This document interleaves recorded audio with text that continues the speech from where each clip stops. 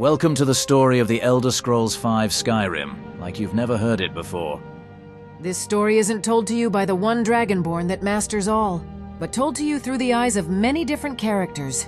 From soldiers in the Civil War seeking peace and order, to seeking freedom and to remove the weakness from her lands. From those cursed by the night, seeking to be the vigil in the darkness. To warriors seeking honor, glory, and companionship. To a shapeshifter and worshipper of the Daedra who seeks to live a life as a warrior. To a mage seeking power and the arcane knowledge of Aetherius. To assassins seeking fear and bringing the cold touch of Sithis. To thieves seeking wealth beyond measure. We all hope you enjoy this story of the Elder Scrolls V Skyrim. Chapter 49. Season. Unending. I was sent back on the very path that made me Dragonborn.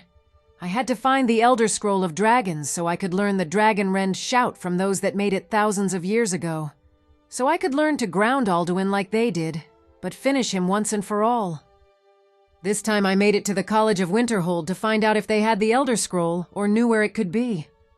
I felt another one of those strange presences like I did with Centuros and Sigund.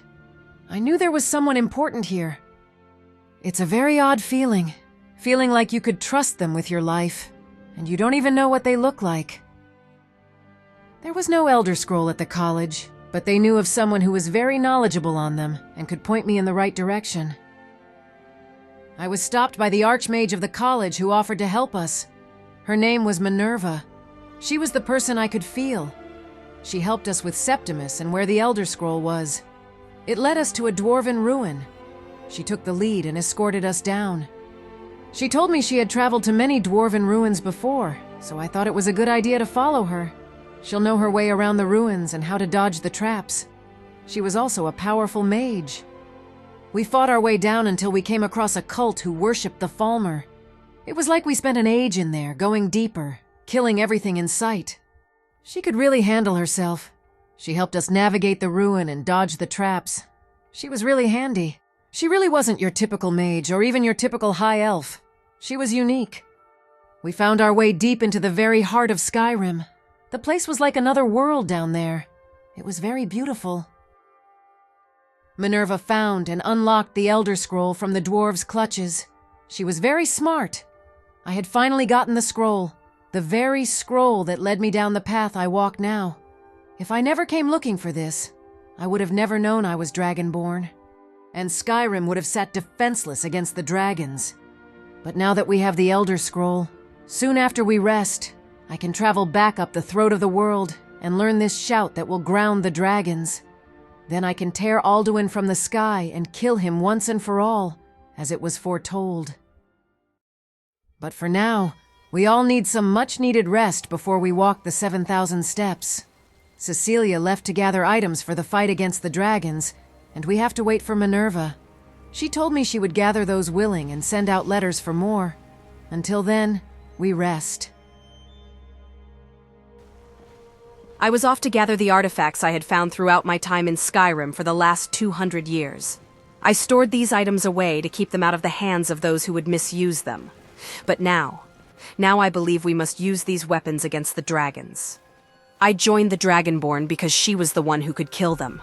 I joined her even though I knew she hunted my kind. But she accepted me even though she knew what I was. I saw something in her. Something I had not seen in another in more than 200 years. I saw hope. I saw somebody who could lead the people together to fight against their common enemy. The last time I saw that, it was a man wearing Pelinal's armor coming through the chapel doors in Kvatch to rescue us. I followed him through the gates of oblivion. I followed him until the very end, where we saw the gates of oblivion shut and peace return to Cyrodiil. I feel that Ragni has what he had. Somebody to unite us all, no matter the flag or allegiance. I've seen it already. She made peace with the Reachmen.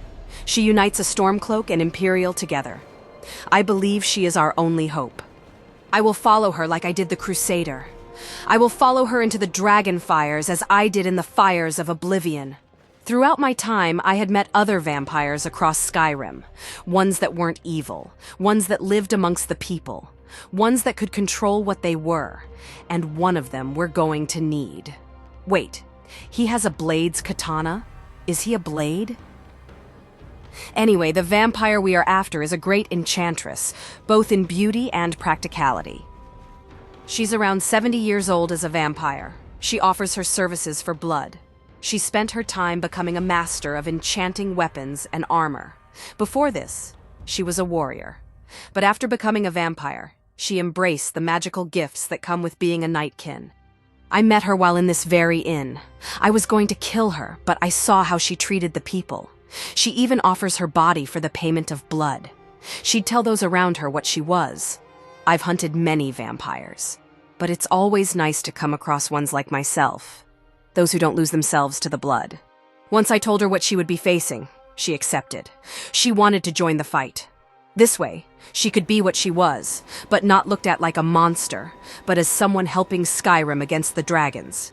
Like I said, I was here to gather powerful items to aid the Dragonborn against the dragons and gold to pay these Reachmen. I've been a mercenary for 200 years. If there's one thing I'm not lacking, it's gold.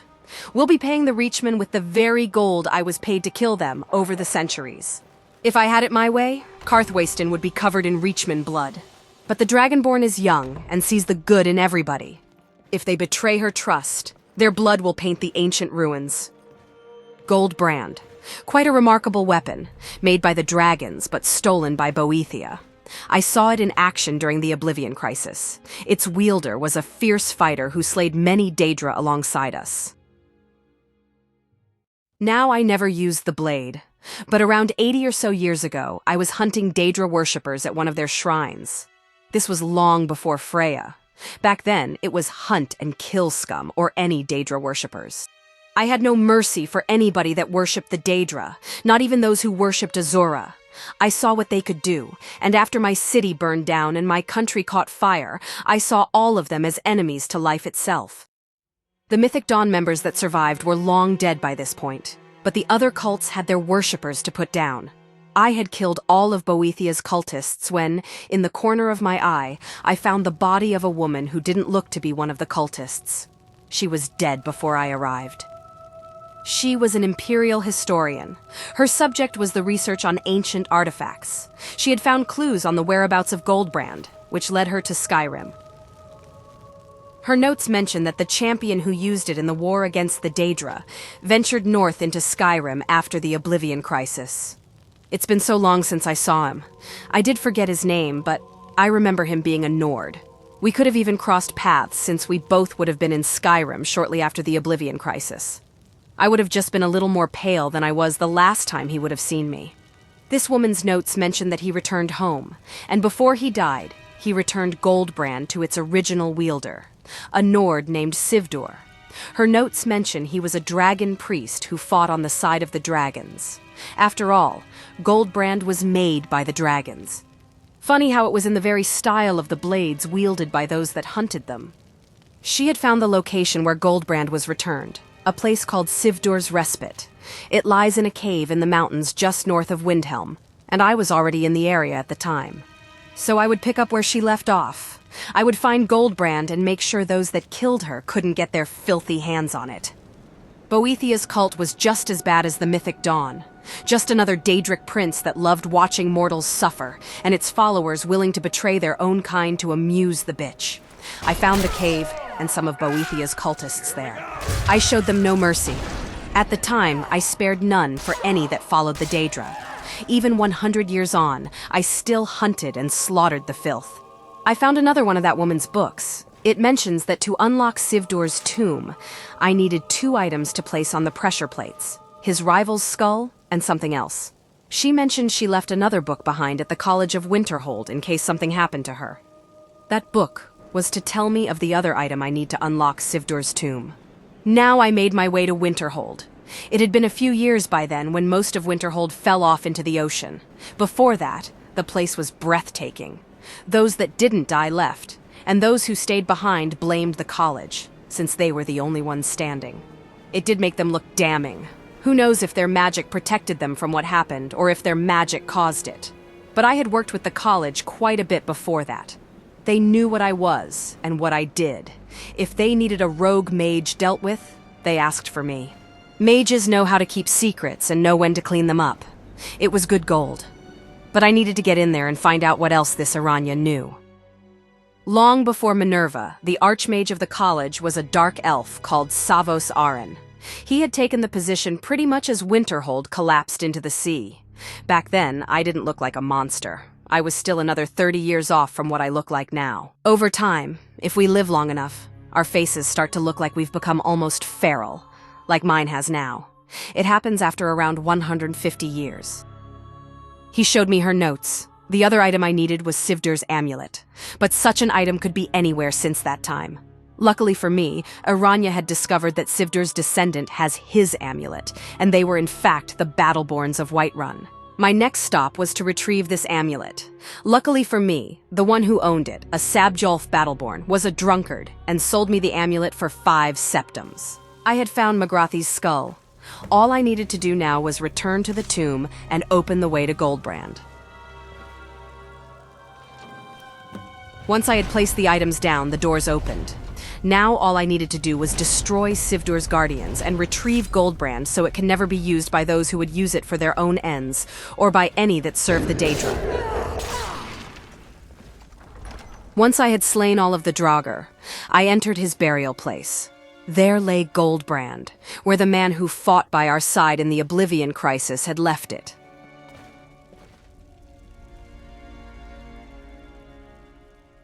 It was such a beautiful weapon, forged by the dragon's breath, that made the gold indestructible. They made it in the very fashion of their Akaviri hunters' weapons. Then Boethia got their grubby hands on it. I remember seeing this in action, the fire consuming the Dremora. Even they would scream, even though their plane of oblivion was fire. But when this was swung, the breath of the dragon would consume any it was pointing at. Even touching it as a vampire, I felt like I would burst into flames if my skin was to touch this weapon. But shortly after I had retrieved the weapon, it vanished back into the plains of oblivion. Then it was seen again in the year 175 being used by the Emperor, while he fought back to take back the imperial city from the Aldmeri Dominion. Around 2 years after the Great War, I saw the weapon again. It was on the hip of a man who looked like he wanted to forget the horrors he had faced. I talked to him, and from what I could gather, he served in the Great War. I offered to buy the weapon, and he accepted. It cost me around 3,000 gold coins. But once I paid this man, he vanished like a ghost, like the world had forgotten about him. I now believe the Dragonborn and her allies are worthy of such weapons. And now I must get back to her side. After helping the Dragonborn get her scroll, I decided I wanted to help. The dragons could see to the end of us all, and she'll need someone with my skills in magic. I don't have many items she could use, or any for her team, but what I lack in objects, I certainly make up for in powerful allies. Other mages, or those that walk the plains of oblivion. The items I do have are staffs, but not just any staffs. They are very dangerous staffs that could do great harm if in the wrong hands, and none of them I would even let the Dragonborn use. Unless Wabbajack can turn dragons into chickens. That's an idea. Before I meet up with her, I need to gather my allies. More mages and even the Daedra. Then the dragons won't be so fearsome in the skies with mages to reach them. I'll be traveling back to the Shivering Isles to see if Dylora and Stada will help me. It's very highly unlikely that they will even care what's going on in the mortal world, but it's worth a shot. They are some very powerful Daedra. Plus, the Daedra I rescued when I first joined the college have gone there. When I was only a student, I ventured into the Midden to find a crazy witch who had ripped 2 Oriel and 2 Mazkin from oblivion, and she was in a fight to tame them.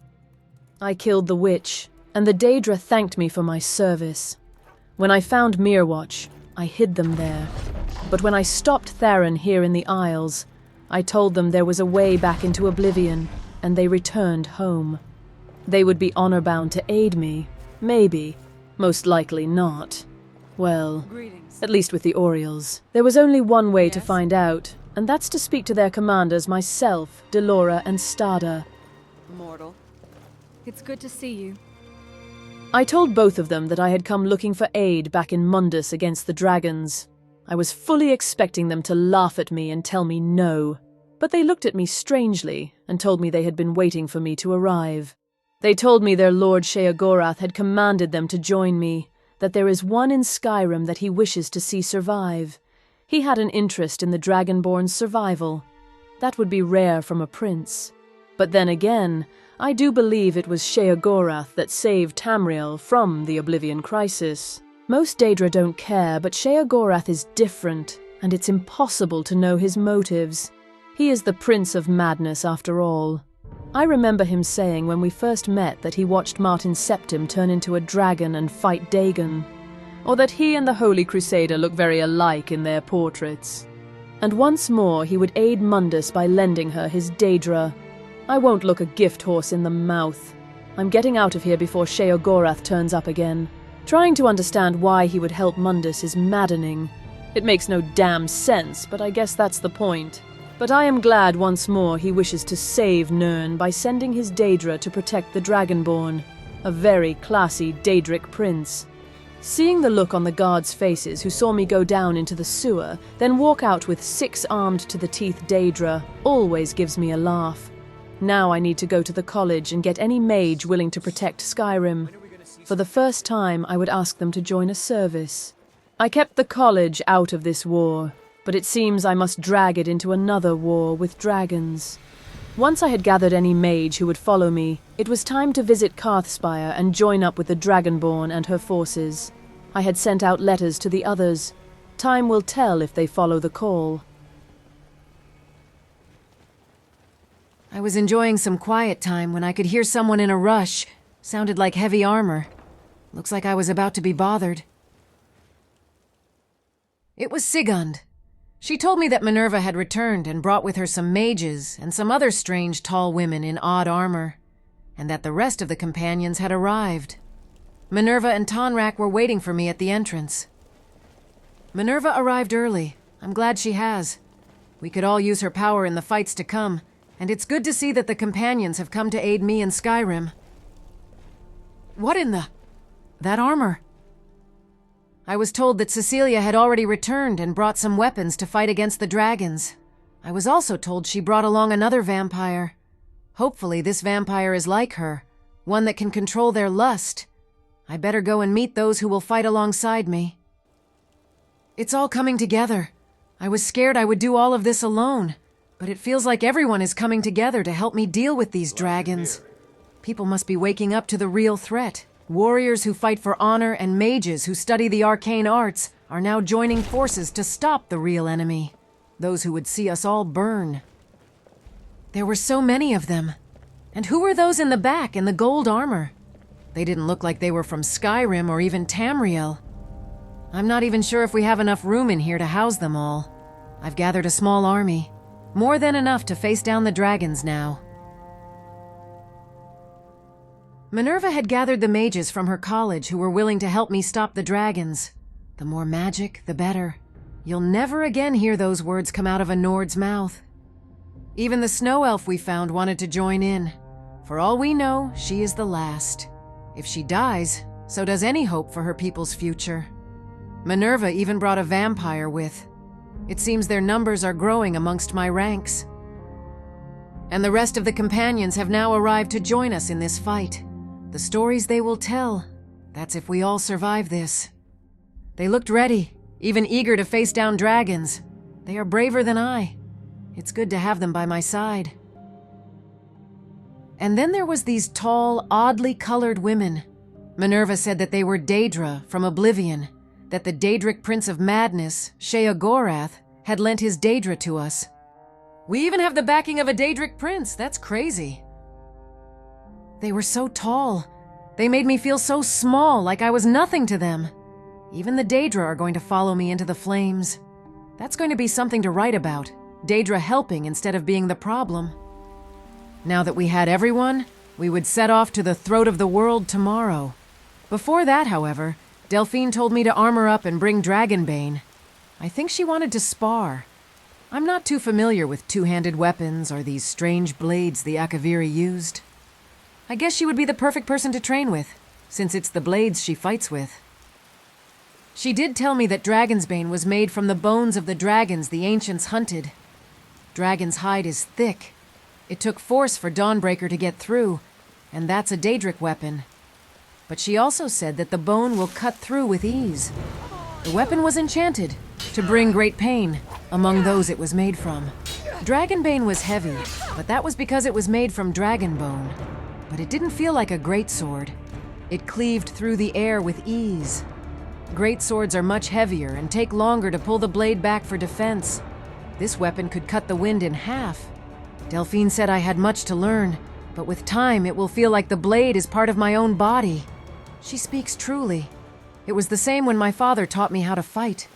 Over time, my weapons and armor would become lighter.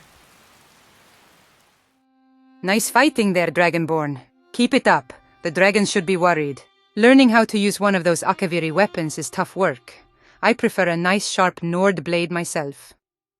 In all seriousness, take down what Delphine says. The blades had intense training. They knew how to fight. One blade was worth 10 legionaries. I will. This blade was made for killing dragons, so I'll do what I must to master it. By the way, Dragonborn, Cecilia was looking for you.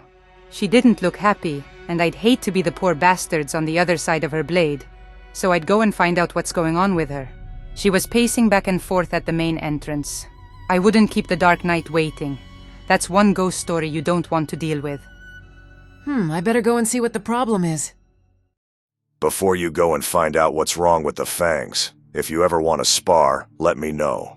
I don't fight with those strange curved blades, but I can teach you a thing about greatswords. Thank you. I'll take you up on that. I better go find out what's got Cecilia so riled up. That's the last thing we need is an angry vampire. Those two seem to be getting along very well. That companion has been glued to Freya's side since she got here. Looks like they're getting to know each other very well. Freya doesn't really come off as the sit-and-wait type. At least someone is taking the time to enjoy themselves. I better go and figure out why her mother is angry. I wonder what's got Cecilia so upset. I thought she'd be the most composed one of us all, seeing how she's like 200 years old. It has to be something serious if she's angry. I got told she is now in the armory. You can tell something is off. Everyone is staying away from there. That woman is fear itself. There she is. I need to find out what's going on. I can't have her angry. That's the last thing anybody needs here. There you are. What in the nine are you thinking letting them in here? Let who in here? What is going on? Why are you so upset? I was told you were down here wanting to speak to me. Are you angry at me? For what? I am angry. Angry at you for letting those things walk amongst us. They should be dead. The Daedra are monsters. All of them are evil. I watched them burn down my home, kill innocent people, mutilate them. They killed my parents. Their enjoyment is our suffering. We should send their bodies back to oblivion. I know you need help, but accepting help from the Daedra is the wrong path. They don't care about us or Tamriel. It's amusement for them. Are those the same Daedra that destroyed Kavach during the Oblivion Crisis? Minerva said there are many different kinds of Daedra, like there are of us. Are the ones Minerva brought with her responsible? No, it was the Dremora. Those are Orioles and Mazkin, but they're still Daedra. It matters not their kind. They are all the same. All Daedra are evil. They see mortal kind as ants. Their enjoyment is watching us suffer and die. There's no place for them on Tamriel. I've spent the last 200 years making Skyrim clean of them. That's why they're hard to find, because I've hunted them to extinction in Skyrim. Look, I know you hate them for all that has been done to you by the Daedra, but I need anybody or anything that is willing to fight the dragons. If the Daedra are willing, there's no way I won't accept their help. Remember how my life was destroyed by vampires? How I hunted your kind? How I learned that not all are evil? I put my hatred aside for the bigger picture because the dragons are all of our enemies, vampires and mortals alike. Cecilia, I need you. We all do. You've lived for a long time. You survived being a vampire for 200 years on your own. That on its own is impressive. You have 200 years of experience. We need that against the dragons. Take some time to think of the bigger picture. If you wish to leave, nobody will stop you. But we head out tomorrow. I really hope to see you there. We had rested enough. It was time to move out and head to the throat of the world, to learn the shout that could ground dragons from the very people who created it thousands of years ago. This way, I can finally ground Alduin and finish him once and for all. The others who grounded him weren't Dragonborn. When I kill him, I'll consume his soul, and the World Eater will be no more. Skyrim and Tamriel will be safe from the World Eater's destruction. And those dragons left behind. If they choose to follow Alduin's path, I will seek them out and end them too. But first, we must get there and not be killed on the journey by a dragon. Now I have many to protect me. Vampires, Daedra, and brave souls who desire a world without fear when they hear the roars echoing across the skies.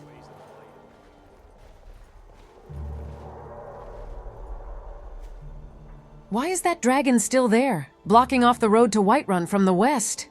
Why aren't these dragons burning down villages and turning cities to ash? It makes no sense.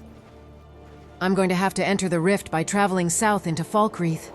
Centauros told me that when the snows melted, the Empire took Falkreath from the Stormcloaks, and Ulfric arrived with reinforcements to stop the Imperials. However, he was too late and got surrounded.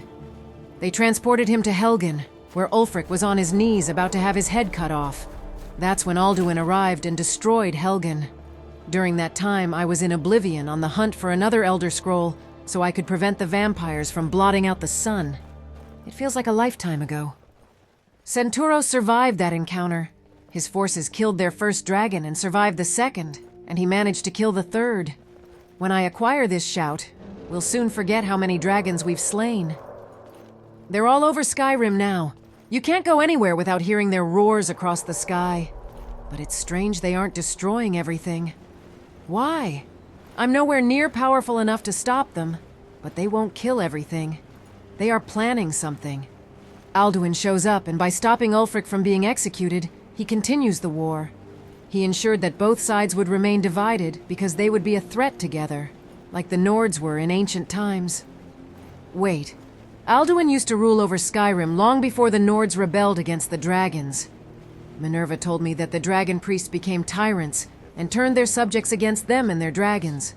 That's why the dragons aren't destroying all the cities and towns. That's why Alduin stopped Ulfric from being executed again. He wants to rule again. He wants to reclaim his lordship over Skyrim. He wants both sides to deplete themselves so that there won't be enough Nords or Imperials to fight him. Skyrim will surrender and once again be ruled by the dragons, which could spread all over Tamriel.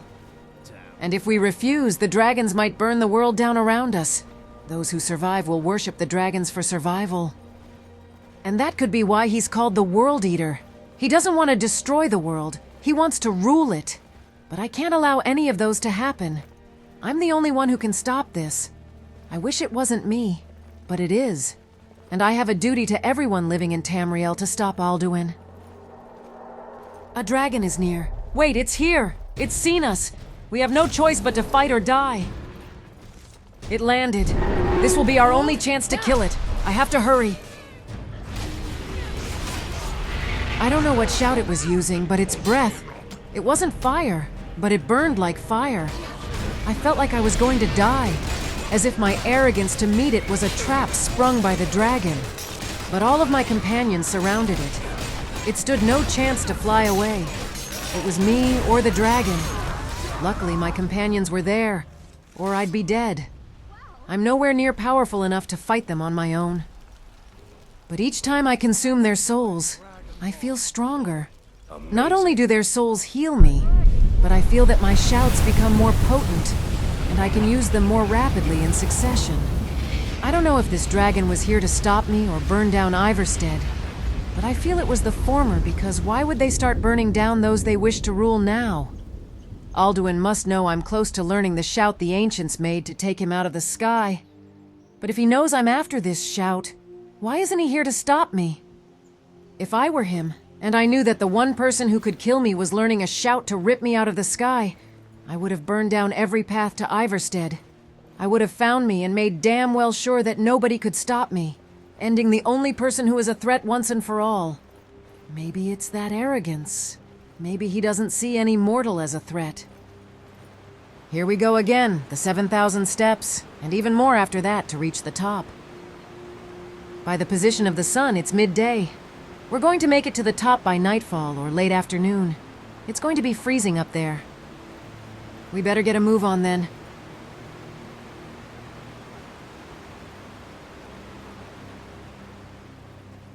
For hours, we climbed to the top to reach this time wound. My legs were jelly by the time we got here, but this was the only way to learn Dragonrend. You have it.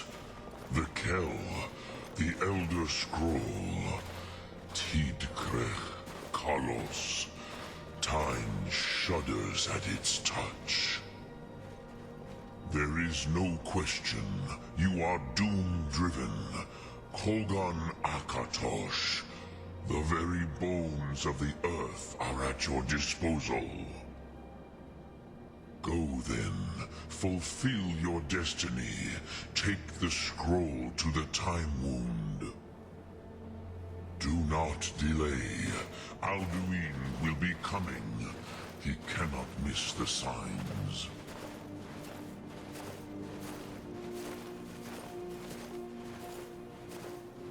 Here we were, at the very place Alduin was sent forward in time. Here I will learn Dragonrend, and soon the hunted will become the hunter. I felt safe. All these people were braver than I. The very future of Tamriel was in their hands. Without them, I would be dead by now. I do this for them and every other person that dragons wish to hurt. But there's no time like the present to learn this shout. Or should I say there's no time like the past?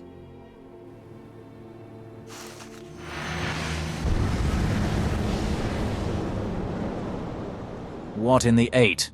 Once Ragni read that Elder Scroll, and it looked like she turned into a damn ghost. Then she vanished into thin air. This Parthenax told us not to worry. She had been sent back in time to learn Dragonrend from those that made it. By the gods, I made it. This was thousands of years ago. This was Skyrim during the Dragon Wars.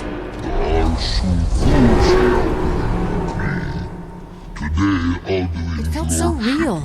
Not like it was a vision, but like that I'm really here. But I honor your courage. Krithwolf Akrin. Die now in vain.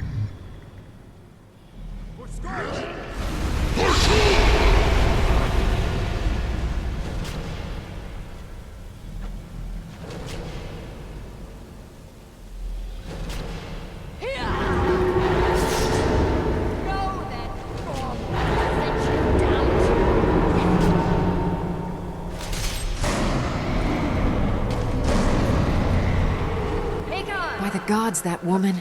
She killed that dragon on her own. She killed it with such ease. She wasn't even Dragonborn. What else is there? Battle below goes ill. If Alduin does not rise to our challenge, I fear all may be lost. You worry too much, brother. Victory will be ours. Why does Alduin hang back? We've staked everything on this plan of yours, old man. He will come. He cannot ignore our defiance. Why should he fear us? How did the Nords fight so many dragons back then? It's unbelievable how they managed to beat the dragons. The ancient Nords were a different breed of warrior. Stood against Alduin himself. They did not have Dragonrend. Once we bring them down, I promise. I can have it. You do not understand. Alduin cannot be slain. Which is why I brought the Elder Scroll. The scroll they used to throw Alduin to my time. How they saved their time and doomed ours. We shall see soon enough. Alduin approaches. So be it.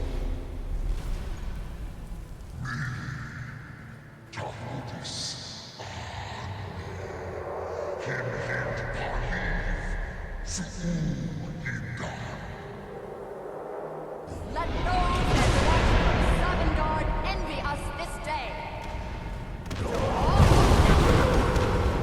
When they screamed those words, I felt them absorb into my very bones. Like I had sat down by a fireplace after being in the freezing cold. The words were Jorza Frul. These words would tear the dragons out of the sky, and I would become their mortality. My teeth to his neck. But first, dear Kumar, you will die in terror, knowing your final fate.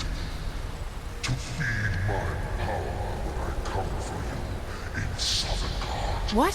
He eats the souls of the dead in Sovngarde? That is horrifying. How is Alduin able to get to Sovngarde?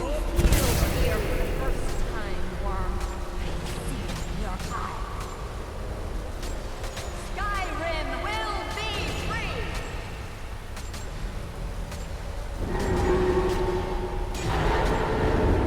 Even grounded, they stood no chance. They didn't have me. They didn't have a Dragonborn there to kill him and eat his soul. Hold Alduin on the wing!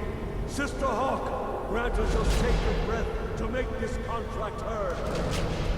Begone, World Eater. By words with older bones than your own, we break your perch on this age and send you out.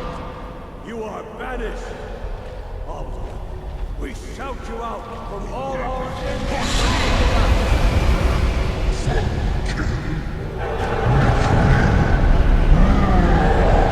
That's how they defeated him. They saved Skyrim, but later on doomed it. Alduin returning would have been mere moments for him. One moment he's fighting his subjects, and the next thousands of years have passed, and his kind had become nothing but legend. And now he's returned to take back his lordship, or burn down anybody that refuses his rule.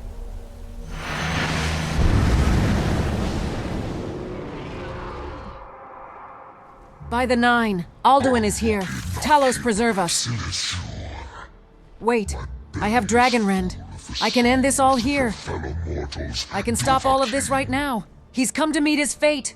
Die now. Come, World Eater, hear my Thum. Sovngarde. You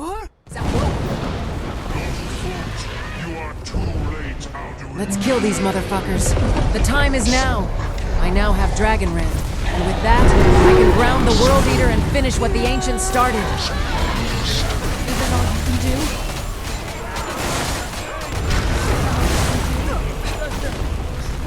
For the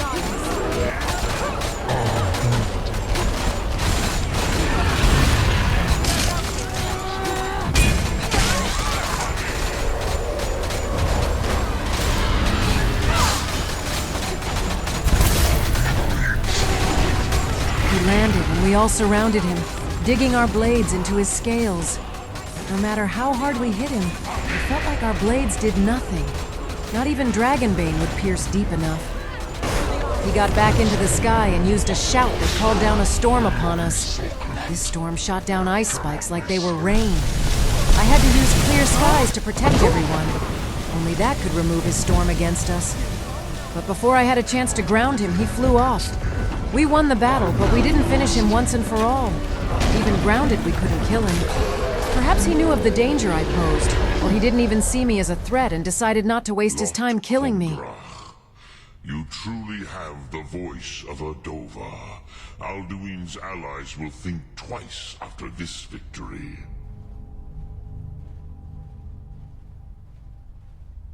Ni livrach hin moro. True, this is not the final Krongra victory, but not even the heroes of old were able to defeat Alduin in open battle.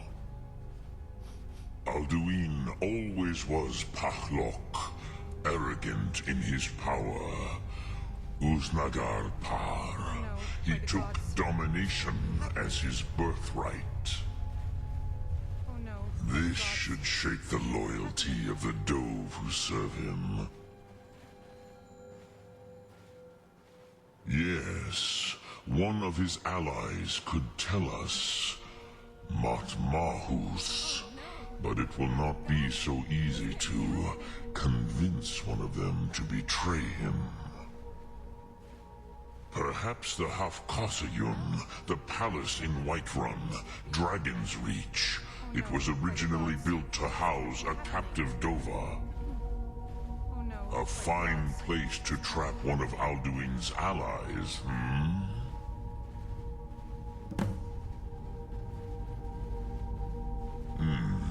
Yes, but your Soom is strong. I do not doubt that you can convince him of the need.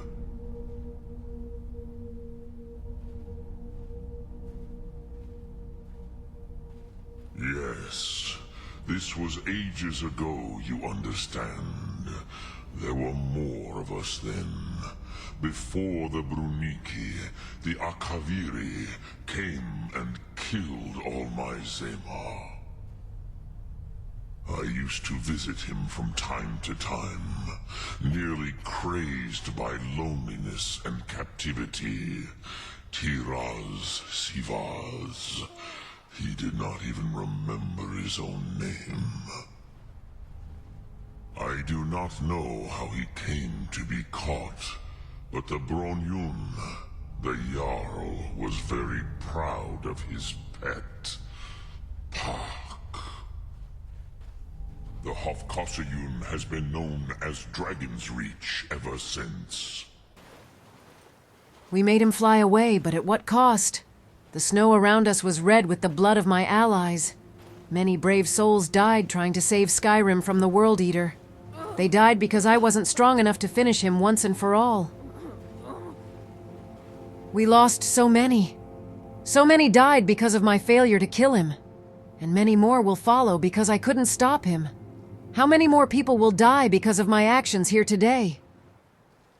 Paarthurnax called it a victory, but it doesn't feel like one. It feels like failure. I had one chance to end Alduin once and for all, and I failed. He came to me, and I still couldn't kill him. All of Tamriel is relying on me to end him, and I'm failing them all. Victory is met with cheer and celebration, but all I hear is silence. Everybody that fought with me knows that I failed. They trusted me to end the World Eater, and I failed them. I failed them all. They put their hopes in me. They gave me their lives. They rallied behind me in the hopes I would be the one to save them. I hate that I failed them. Now more will die. More will suffer. How much more can Skyrim take? I won't fail them again. I won't let those who died die in vain. And I won't give up for those who are still alive. Skyrim has lost mighty heroes this day, for these brave souls now dine in Sovngarde. Farkas Bearjumper and Naja Stonearm of the Companions. And Gregor Icetrotter, the most loyal housecarl to Sigyn Bearclaw and servant to me, along with the mages of the College of Winterhold, Onmund Firefingers, Brelina Marion, and even Vorka, who gave up her immortality to serve Skyrim. They died true heroes of Skyrim, and I'll make sure their names and deeds will never be forgotten. Paarthurnax suggested that we should capture one of Alduin's allies to find out where he hides. He mentioned Whiterun's castle, Dragonreach, was made to house a captured dragon. We should seek out the Jarl of Whiterun and get his help so we can trap a dragon, find out where Alduin is, and when the time is right, hunt him down and end him once and for all. I won't fail again. I won't, I can't. I owe it to those who have died and to those who still follow me, and to everyone in Skyrim who can't defend themselves. I will see the World Eater dead, or I will die trying. Alduin? We heard the Dragonrend shout from here. You defeated him? I feared as much. I thought it was him we saw flying east after your battle. Ah, DragonsReach. There are many difficulties, but I cannot think of a better plan. Although I fear the Jarl may not be easy to persuade. Remember, the way of the voice trains you for more than battle. Indeed, we believe that battle is the least of its uses. May the strength and truth of your voice serve you well. Breath and focus. We would rest here for the night before we set off to Whiterun. Minerva would heal those who came close to death. Her snow elf almost went extinct again. Ayla the Huntress was badly hurt from the dragon, but Minerva would heal them the best she could for the journey.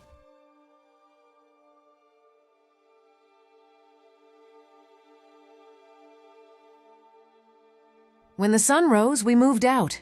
All of us were tired. Some of them had lost people they had loved fighting Alduin. We had to get the injured off the mountain and back to Skyhaven Temple. But I had to visit Whiterun and speak to its Jarl, a man named Vignar Greymane, and ask if he can help me to use his palace to trap a dragon so I can find out where Alduin has gone. I really don't know how this is going to go. There's a civil war raging across Skyrim, and Whiterun is part of the Stormcloak Rebellion. And I don't think they are going to risk a dragon attack while they fend off Imperial attacks. I know I wouldn't. If somebody asked me for such a thing, I'd put them in irons for such a stupid idea.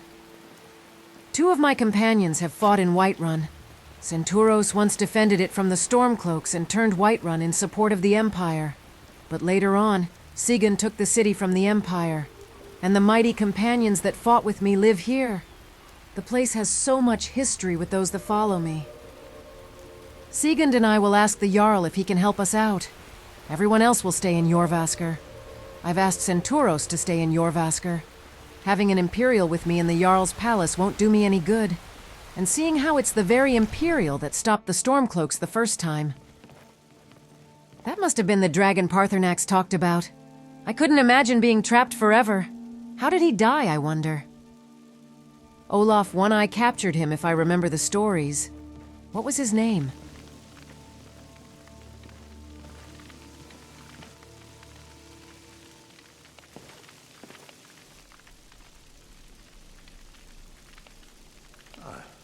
Must have misheard you. I thought you asked me to help you trap a dragon in my palace.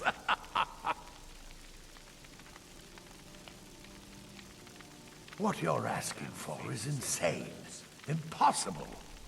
You want me to let a dragon into the heart of my city with the threat of war on my doorstep?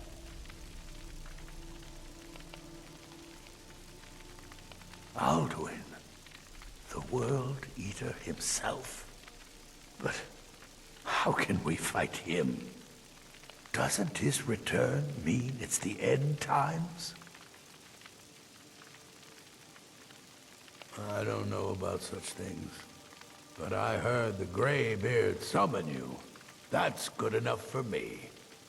Now what's this nonsense about trapping a dragon in my palace? I want to help you, Dragonborn, and I will, but I need your help first. What do you think the Imperials would be doing while this dragon is busy slaughtering my men? No, I can't risk weakening the city while we are under the threat of enemy attack. I'm sorry. Then I would be glad to help you with your mad dragon-trapping scheme. But getting both sides to agree to a truce will be difficult at this point. The bitterness has gone too deep. Maybe... What are the Greybeards? They are respected by all Nords. High Hrothgar is neutral territory. If the Greybeards were willing to host a peace council, then maybe Ulfric and Tullius would have to listen.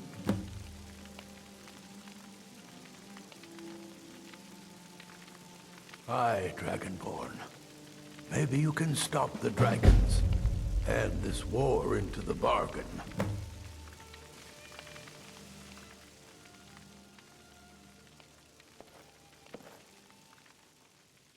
Did you hear that? Jarl Vignar will help us if we call for peace in this war. If I can get both sides to stop fighting, he'll help us capture a dragon. Both you and Centauros joined me to end the war. Might not be in the way you wanted, but I think it's better. And with the war on hold, that means fewer souls go to Sovngarde to be eaten by the World Eater. Think you can stop this war, huh? Well, with what you've managed to do so far, I can see you doing that. The only person I could see bringing peace between us and the Imperials would be you, Dragonborn. If you had told me 3 months ago that I'd be fighting alongside an Imperial, I would have punched you right in the lip. If you had told me there could have been peace between us, I would have taken your head. Go back and tell the others this news.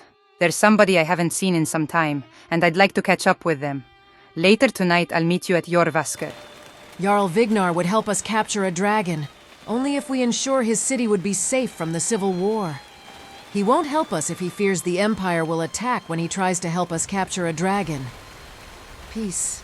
The idea is foreign here in Skyrim, but it's hope. It's hope to see the bloodshed stop, to see the fire that has consumed my land for years extinguish. It's hope to see my people laughing and celebrating around a fire, not killing themselves around one. It's hope to see my people unite, to rally against their one true enemy, the dragons, where brothers and sisters will stop waging war against each other to save one another from the dragons. And with peace, fewer souls go to Sovngarde to be stolen by the World Eater. Father was right. War is horror, and now I can stop it, or I can at least put it to rest for the time being. Thank you, Lady Kinnereth, for giving us a voice to fight back. I shall use it to fight off the dragons. It's time for some rest. I'll inform Centuros, Cecilia, Freya, Minerva, Tonrak, and even the Nightingale of what's happened. Tomorrow we climb the mountain again, this time not to kill, but to try and bring peace to Skyrim once more.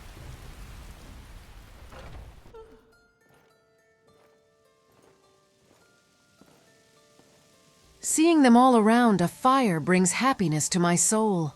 People from all different walks of life, drinking together, for the one goal of saving the world. That no matter where they come from or who they owe their allegiance to, they are here together trying to save the world from Alduin. If I've managed to get them to follow me, then I can manage peace or a truce in Skyrim, united against the dragons. I feel as if hope has returned to Skyrim. What did Vignar think of your crazy dragon trapping plan? Is he gonna help, or do you want me to have a word with him? We're both companions after all. He'll help if I ask. He agreed to help. He just wants one thing. For me to end the hostilities towards the Stormcloaks and Imperials. Nothing too major. Wait, what did you just say? The Stormcloak Jarl wants you to end the war. How did Sigurd take that? I wouldn't have wanted to be around her when those words were spoken. She didn't object. She seemed to agree with an end to the hostility. I was quite surprised and impressed that she didn't get upset. Well, that's a reason to celebrate. An end to the fighting for now means we can deal with the dragons on a united front.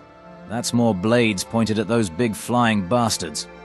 There was a new sense of hope surrounding the air, with the hope of this war ending. We drank the afternoon away, listening to stories from each other. Minerva would talk about the discoveries she made, like the Ethereum Forge and the Eye of Magnus. Tonrak would talk about the battles he had fought and won. Freya would talk about the women she had bedded and the bandits she had beheaded. That woman is an animal.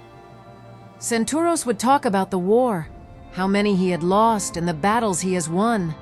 He remarks that Tonrak stood side by side with the Empire when the Stormcloaks first attacked. The Nightingale would just stare at us, keeping silent. As we drank until the darkness came, Sigurd returned. When she returned, she looked happy. Centuros even went to sit beside her. And for the first time ever, it looked like they were having a conversation without insults or horrible remarks. It was like all the fear was washed away and hope had returned. I went to relieve myself. It was good to see them all joyful.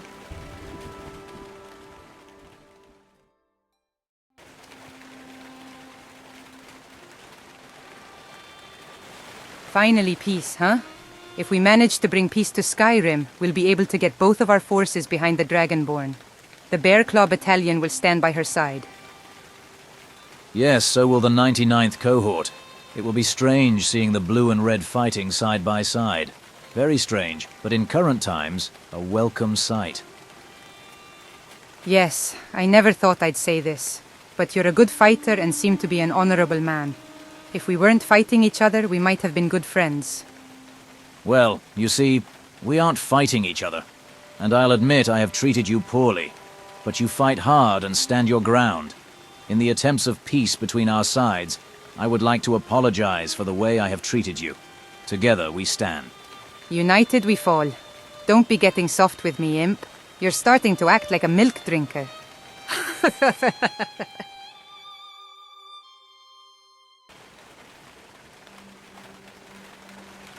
You know, we have met before.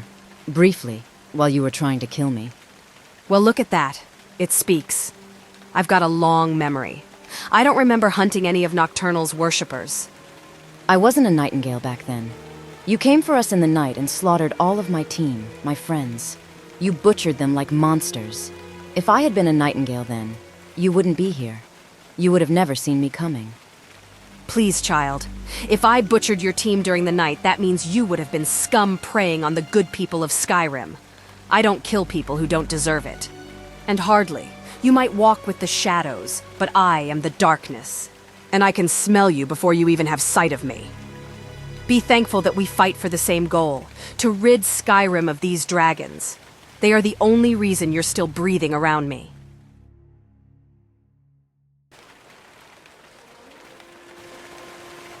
You know, you're not so bad for a high elf or even a mage. Good to see one of your kind not try to kill me after so long. And one that is as beautiful as the night sky.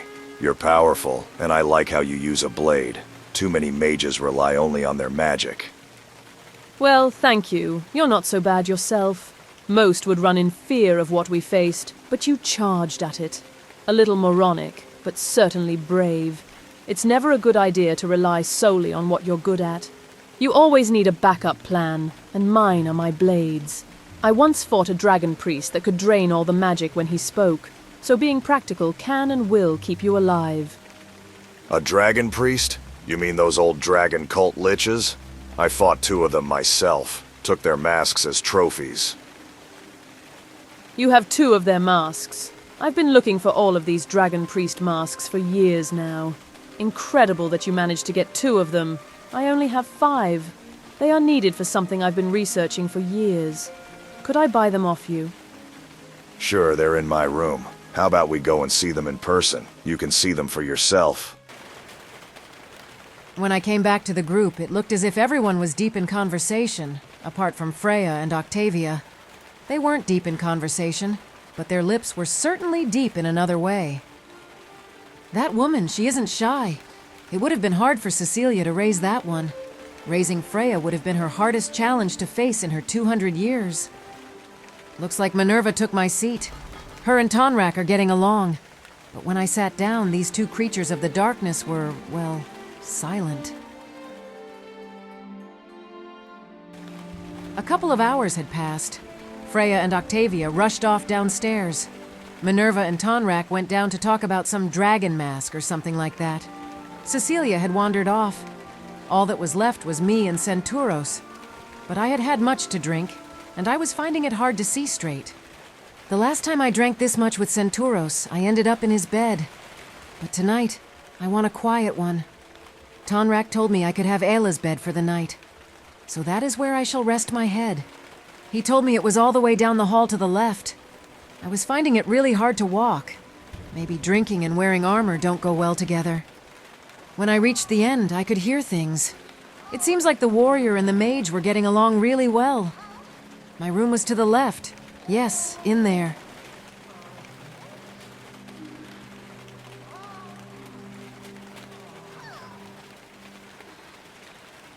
Whoops, that's not my room. By the gods, Freya, have you never heard of a door? You're meant to close them. Where does that woman live? In a cave? It was time for rest. For tomorrow, we climb the 7,000 steps once more to try and bring peace to Skyrim. Everyone had left. Everyone except Centauros. Ever since I saw him beside the Dragonborn when they walked into the flagon, something in me wanted to jump out of my chair and hug that man. I don't generally like men. Most are animals. But he was good to me when he didn't have to be. I can't tell him who I am. But maybe I can just thank him for being kind when I needed it the most.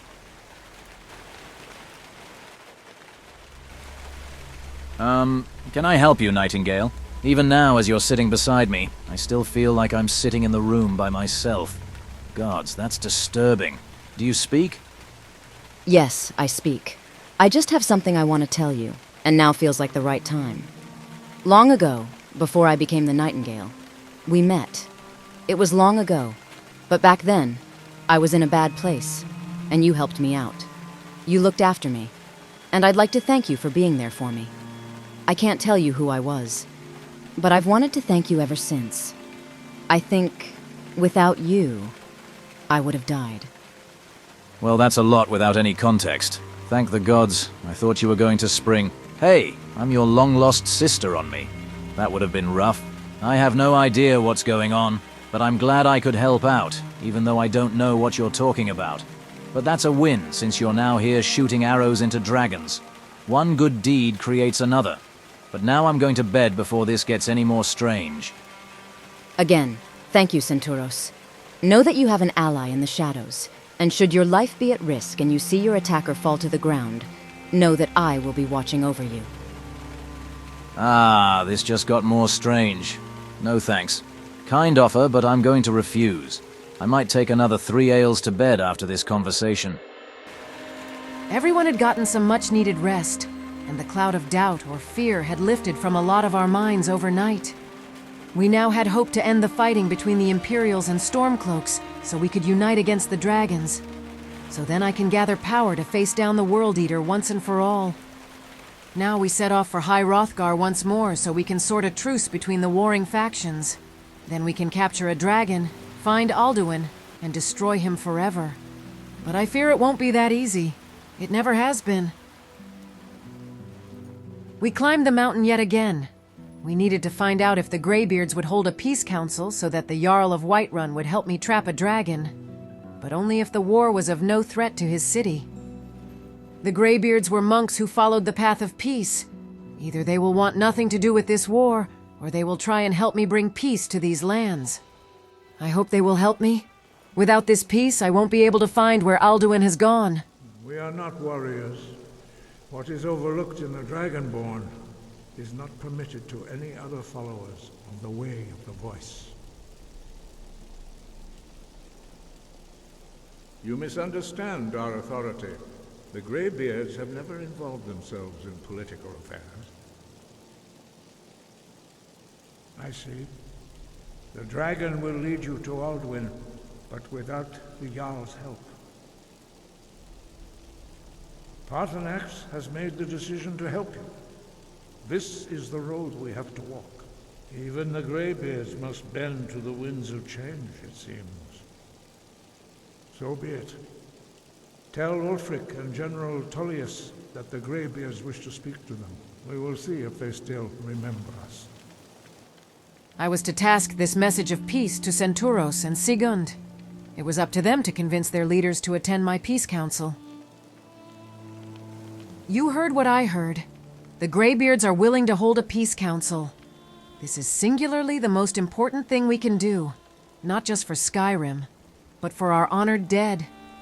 If we can stop both your armies from killing each other, that's fewer souls that will feed Alduin's power and more blades pointed towards him like in the ancient times. I need you both now more than ever. Both of you are respected by your factions. I now need you to go back to those that sent you after me and convince them to come to High Hrothgar in attempts of peace. At least while the dragons fly around Skyrim. Remember, the enemy of my enemy is my friend. I'll head off immediately to convince General Tullius. I will head towards Windhelm and convince Ulfric to come to this peace council. Maybe together we can stop the World Eater. A united Skyrim is the best for everyone. I truly can't tell you how much this means. How much you both mean to me. Without any of you, I would have surely died. I was forced on this path, but you guys chose to follow me along it, even though you walk side by side with your enemy to do so. Both of you mean the world to me. I had now trusted the very people who have fought in this war for years now to end it. It was now up to Centauros and Sigund to talk to their leaders and convince them to attend my peace council, so that all the death can stop and souls stop going to Sovngarde to feed Alduin. And with the Empire and the Stormcloaks not killing each other all over Skyrim, they can unite and fight the dragons together. I wish them the very best of luck on their journey. I should see them in a few days, I hope. I now needed to talk to Ulfric Stormcloak and convince him to attend the Dragonborn's Peace Council. I know Ulfric will listen to me. Once he finds out that Nord souls are being eaten by the World Eater, he will agree to this peace council. I now need to travel to Solitude and convince General Tullius to go to the Dragonborns Peace Council. I'm thinking fighting dragons is an easier task than convincing the General for peace. But Solitude is on the other side of Skyrim, and I won't get there today. I'll need to rest in Falkreath and set off at first light. It will be good to see Solitude again. It feels like a lifetime since I had been there, since I had seen my daughter. Crazy to think it's been a month. In this month I have helped kill dragons. I have fought and survived an ancient Nord god. I had even fought beside a bloody rebel, and I was starting to respect her. And to think I met the Dragonborn before she was singularly the most important person in the world. When she was just a bard, another Nord making their way in Skyrim. And now many all across Skyrim now follow her. Once she was in charge of music, now she's in charge of not letting all of Skyrim burn down from the dragons. I wonder if Sigurd has made it to Windhelm by now. She's still a traitor, but somehow I respect her. I've fought by her side for a month now, and I know I can count on her in a fight and to protect the Dragonborn. She thinks that we killed her sister, but what she doesn't know is that I'm the one who defeated her, that her sister lives. For this peace, I should show that I'm willing to find peace. I should let her out. I'll think more on it tomorrow. I wonder where Centuros will be tonight. I hope he got somewhere safe. But why do I even care? He's a damn Imperial. He's my enemy. But somehow I trust him. He can handle himself in a fight and protects the Dragonborn with all he has. After all this time, I'm starting to, I don't know, get used to him. It's been so long since I had been home. It's only been a month, but the craziest month of my life. So much has happened. Teaming up with my enemy to win the Dragonborn to the Stormcloaks, having all sorts of followers like vampires, werewolves, witches, and savages, and even surviving a fight with Alduin, the World Eater himself. That's why I'm here. The Dragonborn has sent me to convince Ulfric to go to her peace council, so she can stop the war for a time. So less of our honored dead get eaten by Alduin in Sovngarde. And so we can put all of our forces together against the dragons. Centuros is right. Our allegiances mean nothing. We both came here to get the Dragonborn to aid us in the war. But none of that matters. None of that matters while Alduin is here. What matters is that Ragni can face the World Eater down once more and destroy him once and for all, as it has been foretold. Now I just need to convince Ulfric of the plan. Without peace, her quest becomes all that much harder.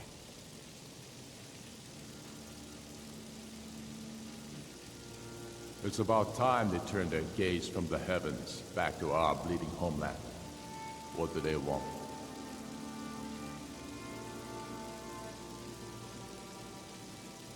I have the greatest respect for the Greybeards, of course, and the dragon attacks are a growing plague. But the political situation is still delicate. Not all the Jarls are fully committed to supporting me as High King. I can't afford to appear weak. I can't agree to this unless Tullius himself will be there.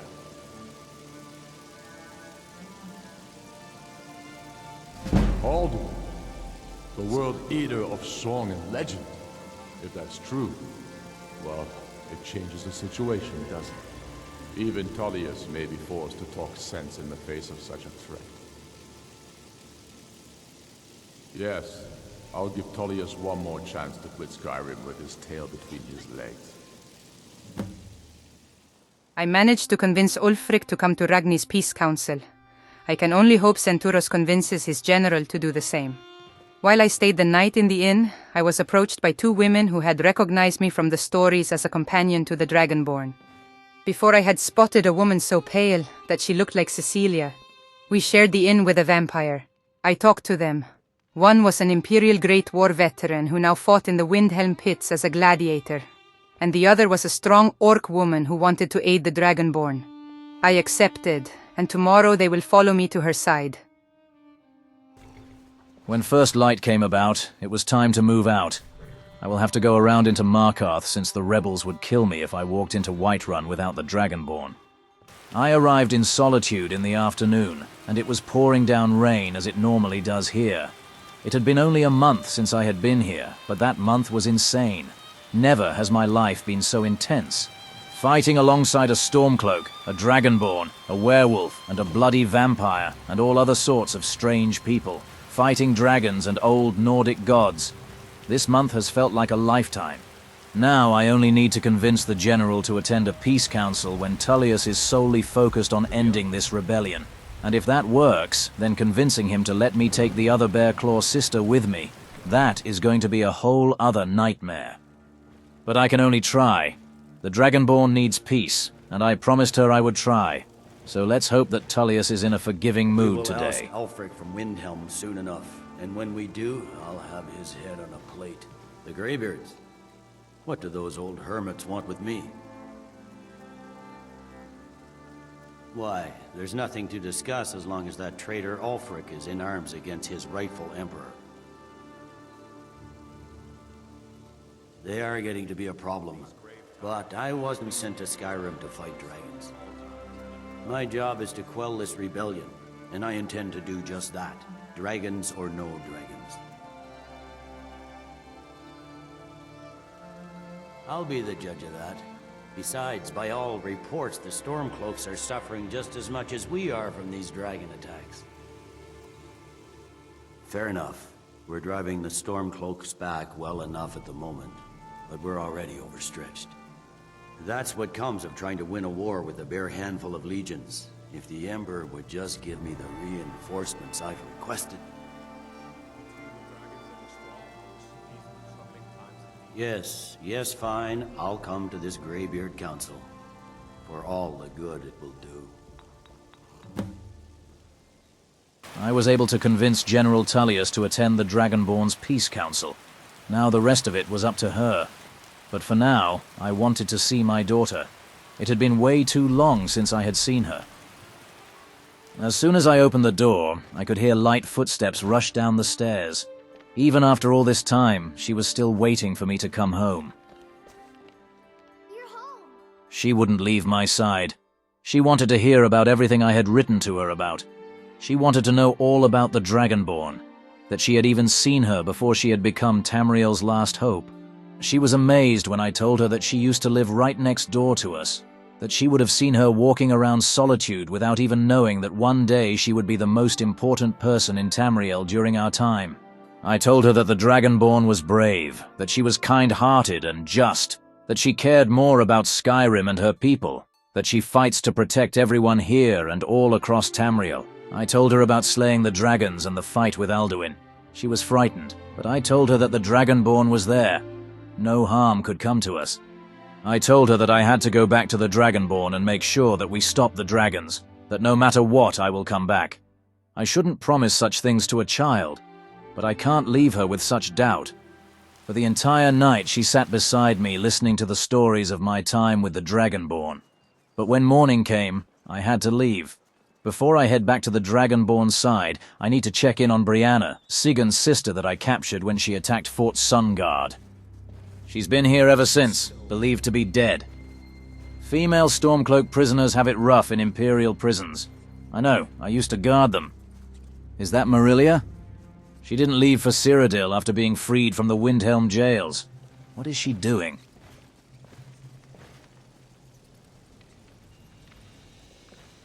Wait, is that Brianna Bearclaw? By the gods, she's not been treated well, but that's to be expected being one of the Bearclaw sisters. It makes sense why Marilia is here, because Brianna is the Stormcloak that defeated her and imprisoned her in Windhelm. There she was thrown into a cold cell, molested by Stormcloak soldiers and forced to fight in the arena for her food. She was there for 6 months before she was freed by Elora. Her time there left her body scarred and her soul broken. Marilia told me that she has made sure Brianna suffers as much as she did. She took an eye for an eye and does nothing when the Imperial Guard wants some alone time with her. I won't condone that sort of behavior from anybody. It's not right. Hopefully this peace council goes well and I can get her back to her sister. She's been flogged, blinded, and raped. I should have just killed her when I first saw her. This isn't what I fight for. This is barbaric. Traitors should be executed, not whatever punishment this is. It's disgusting. But again, the rebels do the same thing to captured Imperials. It's still not right. We are better than this, than they are. I need to get back to the Dragonborn. I'll wait to see if this peace council is a success before I tell Sigurd. There's no easy way to tell her about Brianna, but it's safer for everyone if all of this goes well. Once she finds out she's alive, she'll do everything she can to get her out. And once she finds out what we've done to her, she'll want everyone involved to bleed, including myself.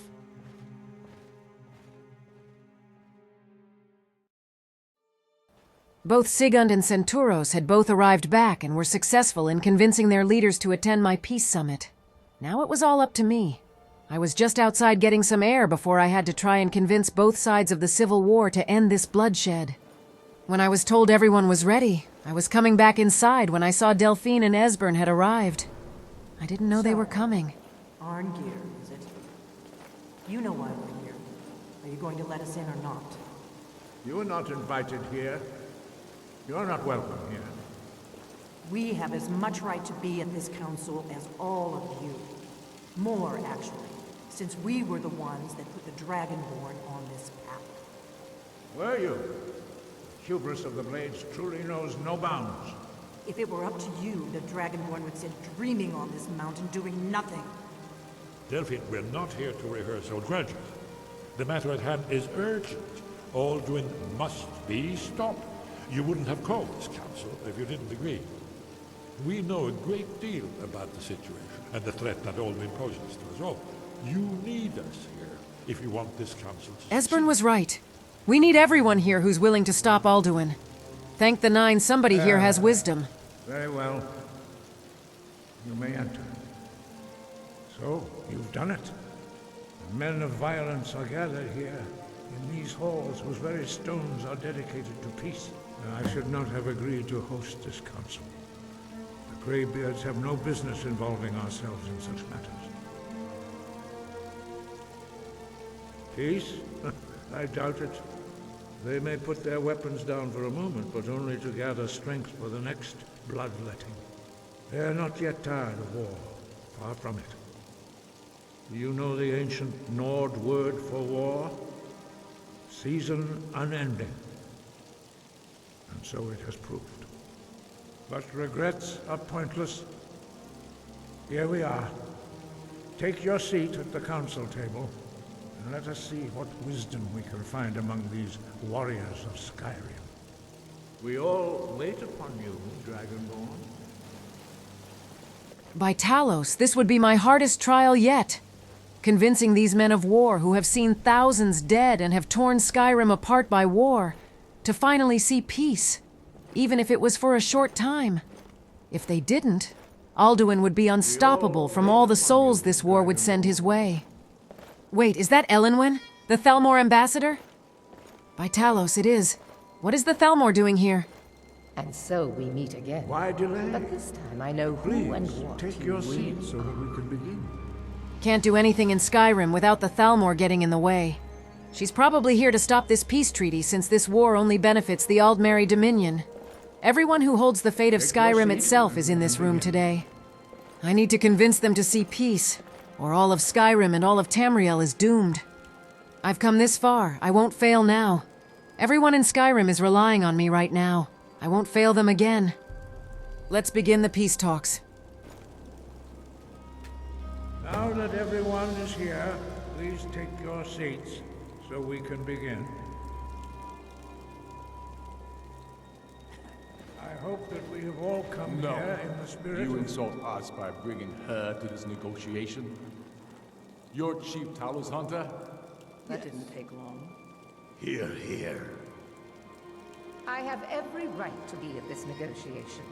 I need to ensure that nothing is agreed to here that violates the terms of the White Gold Concordat. She's part of the Imperial delegation. You can't dictate who I bring to this council. Please, if we have to negotiate the terms of the negotiation, we will never get anywhere.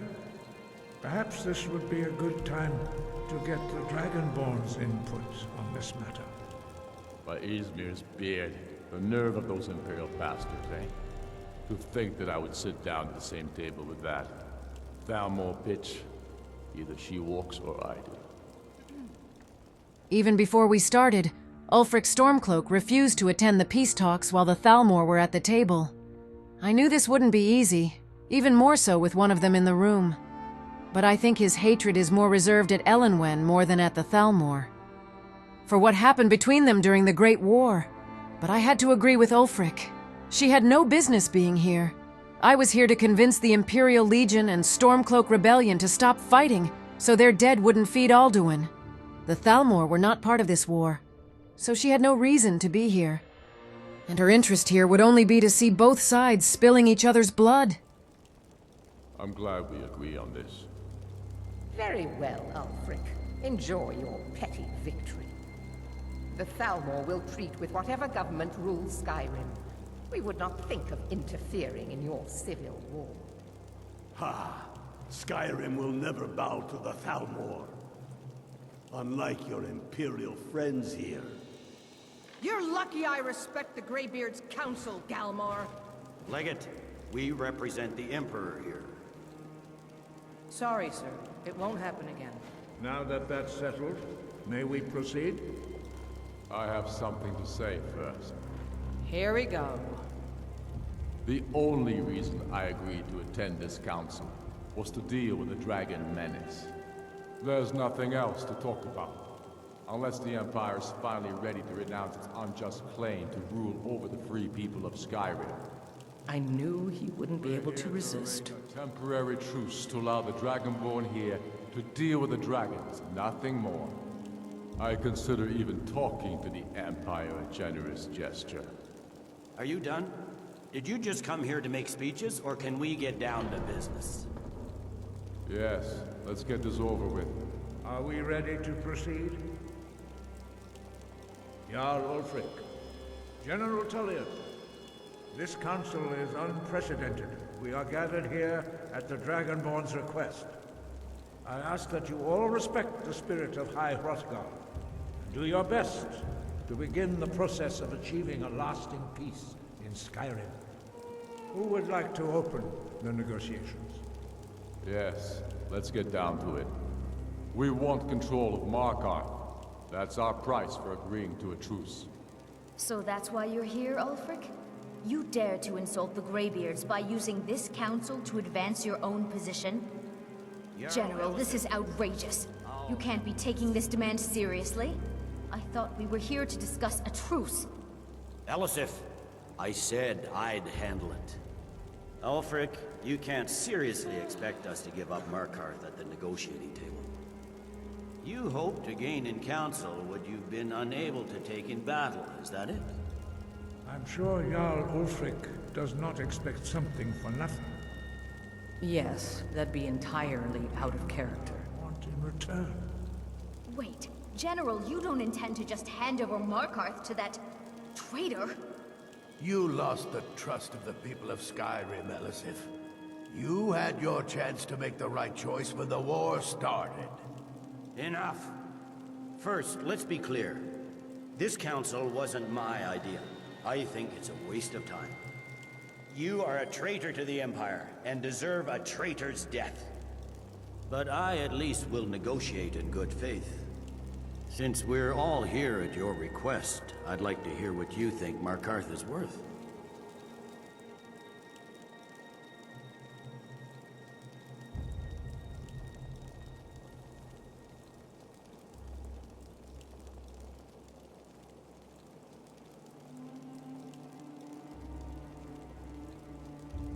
Having another port would ease our supply situation considerably. Hardly worth giving up Markarth for, but not a bad starting point. The Dragonborn has spoken, Tullius. Markarth will be ours. Now we'll see if there's anything behind your talk with good faith. You disappoint me, Dragonborn. I accepted your invitation on trust in your good name. But it seems you intend to favor Ulfric. I can see now that this is not a negotiation at all. I know you, Ulfric. If I hand over Markarth, you'll be ready with a new demand. You'll never defeat the Empire, and you know it. But you're willing to sacrifice thousands for your own selfish ambition. Soon enough, I'll have you back under the headsman's axe, and this time there won't be any dragon to save you. As always, the Empire's fine words are worth nothing. Stop! Are you so blind to our danger that you can't see past your petty disagreements? Here you sit arguing about nothing, while the fate of the land hangs in the balance. Is he with you, Delphine? If so, I advise you to tell him to watch his tongue. He is with me. And I advise you both to listen to what he has to say before you do anything rash. Don't you understand the danger? Don't you understand what the return of the dragons means?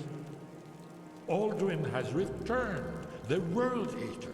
Even now he devours the souls of your fallen comrades. He grows more powerful with every soldier slain in your pointless war. Can you not put aside your hatred for even one moment in the face of this mortal danger? I don't know about the end of the world, but this dragon situation has gotten out of hand. If this truce will help the Dragonborn here put an end to that menace, we both gain. Remember that, Ulfric. Now, back to the matter at hand. You know as well as I do that we can't hand over Markarth on these terms. Damn Imperial arrogance. Out with it, then. We want compensation for the massacre at Karthwasten. You slaughtered the very people you claim to be fighting for. True sons of Skyrim would never do such things. Damned Imperial lies. My men would never stoop to such methods, even in retaliation for your butchery at... All the blood spilled in this war is on your head. So, Dragonborn, what do you say? I don't know much about war, but I know Markarth is rich in silver. At the moment, it's not a fair trade. Some gold from the rebellion would make this a bit more fair. Well said. For once you'll actually pay for your crimes. I suppose that's the fairest deal we're likely to get. It seems we may have an agreement. Jarl Ulfric, General Tullius, these are the terms currently on the table. Markarth will be handed over to Ulfric's forces, Jarl Igmund will step down, and Thungvor Silverblood will become the Jarl of Markarth. Ulfric will allow Imperial forces into the Pale, Skald the Elder will go into exile, and Brynna Merilis will assume the Jarlship. The Stormcloaks will pay appropriate compensation for the massacre at Karthwasten. You both agree to this? The Sons of Skyrim will live up to their agreements, as long as the Imperials hold to theirs. What about you, Elisif? Are these terms to your liking? Speak up! I'm sure General Tullius is waiting to do your bidding. I have nothing to say to that murderer. General, you've proven yourself a good friend to Skyrim. I continue to trust that you will do your utmost to safeguard our interests. Thank you, Jarl Elisif. I appreciate your loyalty. The Empire can live with these terms, yes, for a temporary truce, until the dragon menace is dealt with. After that, Ulfric, there will be a reckoning. Count on it. Legate with me. We have a lot of work to do. This is quite an achievement, Dragonborn. And Jarl Ulfric, Markarth is ours. Jarl Vignar, I assume you are familiar with the Dragonborn's plan? Yes, I'm ready to do my part. Just say the word, and my men will help you spring this trap. But the difficulty remains how to lure a dragon to DragonsReach at all. By Talos, that's an excellent question. I hope you haven't forgotten that little detail. I believe I can be of help here. I anticipated the problem. While you were arranging this meeting, I was busy in the library of Skyhaven Temple, an unguessed trove of lost lore. But the important thing is that the blades recorded many of the names of dragons they slew. Cross-referencing this with Delphine's map of dragon burial sites, I believe I've identified one of the dragons that Alduin has raised up. Don't you see? The names of dragons are always 3 words of power, shouts. By calling the dragon with the voice, he will hear you wherever he might be. He's not compelled to, but dragons are prideful by nature and loath to refuse a challenge. Your voice in particular is likely to intrigue this dragon. After your victory over Alduin, I think it's very likely that he will be unable to resist investigating your call. Ah, indeed. I'm no master of voice, like these worthy gentlemen, but it is written here in this scroll. Od Avin, winged snow hunter, as I read it. Centauros and Sigand were talking about getting their units ready now that there was peace. There's one until more Delphine approached us. we know about Parthenax. Well, of course she does. She was there when we fought Alduin. What does Parthenax have to do with any of this? Parthenax, the dragon that the Greybeards have been protecting for all these years. He needs to die. He deserves to die. And it falls to you to kill him. Until he's dead. Well, I'm sorry, but we would dishonor our oaths as blades if we continue to help you. How dare she? Dishonor their purpose as blades. We have nothing to As talk I about understood it, until Parthenax the is blade's dead. sole purpose was to protect the Dragonborn, not betray them. I fear Parthenax might have done horrible things in his past, but he turned away from the darkness and helped humanity against his own kind. If it wasn't for him, there would be no us. I would not kill Parthenax. And after that betrayal, the blades will no longer walk by my side ever again. I know all too well that anyone who walks in the darkness can step out into the light, like Serana did against her own kind to protect mortality. And now that I have that scroll, I should return to the Dawnguard and finish what I had started. Both Serana and Parthenax did horrible things because of what they were. But both of them turned away from their evils and went to help the people of Skyrim. And both of them have helped me greatly throughout my journey. I would never betray them. If the Blades try to kill Parthenax or any other dragon ally, then they will leave me no choice but to destroy them. But currently, we have achieved peace in Skyrim, until the dragons are dealt with. But for the first time in years, Skyrim can breathe. For a time, a war won't rage across her. And with Centauros and Sigand's troops, for the first time, the red and the blue will fight together as one, like they did in times past. That's less souls being eaten by Alduin in Sovngarde. And now the Jarl of Whiterun will aid us in trapping a dragon by the name of Oda Vying. But before I call his name, I need to be ready. I need to be certain that I'm strong enough to face Alduin. So when we face down again, it will be the last time. I need to gain power. I need to find word walls and kill dragons. And when I'm powerful enough, hopefully, it will be enough to face down the World Eater one last time. Sigand invited me to her keep in Whiterun along with Centauros' forces. A place called Skystone Keep. That's where I'll take my forces. And after that, I begin my dragon hunt. I thought to myself on the journey there, I can still stay in Skyhaven Temple. It was made for my kind after all. It is mine. And if the Blades want to betray me, they can move out. I won't tolerate their betrayal. I will give them one last chance. I will speak to Esbern. He seems to be the wise one out of them. If he too demands that I kill Parthenax, then I will send them on their way.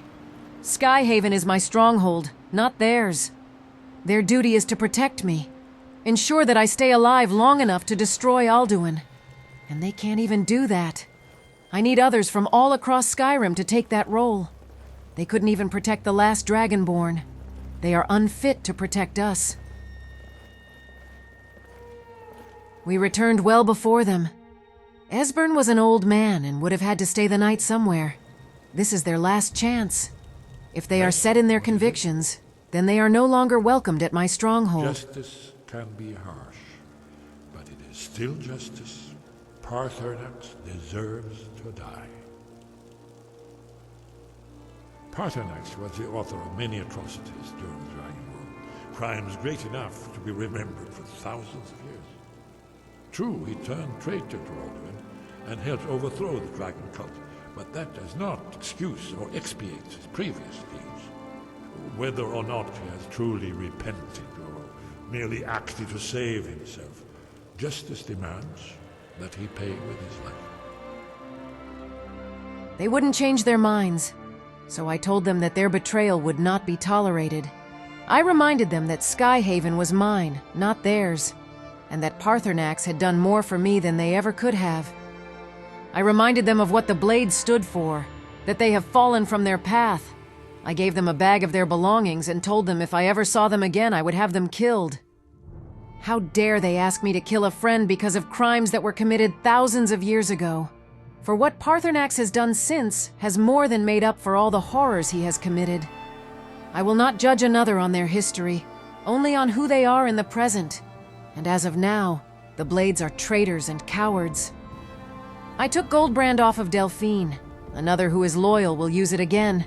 But now I wait for word from Sigund and Centuros when their forces are ready. Then I will return to the Dawnguard and finish what I had started all those months ago. I need to get stronger. So the hard work now begins.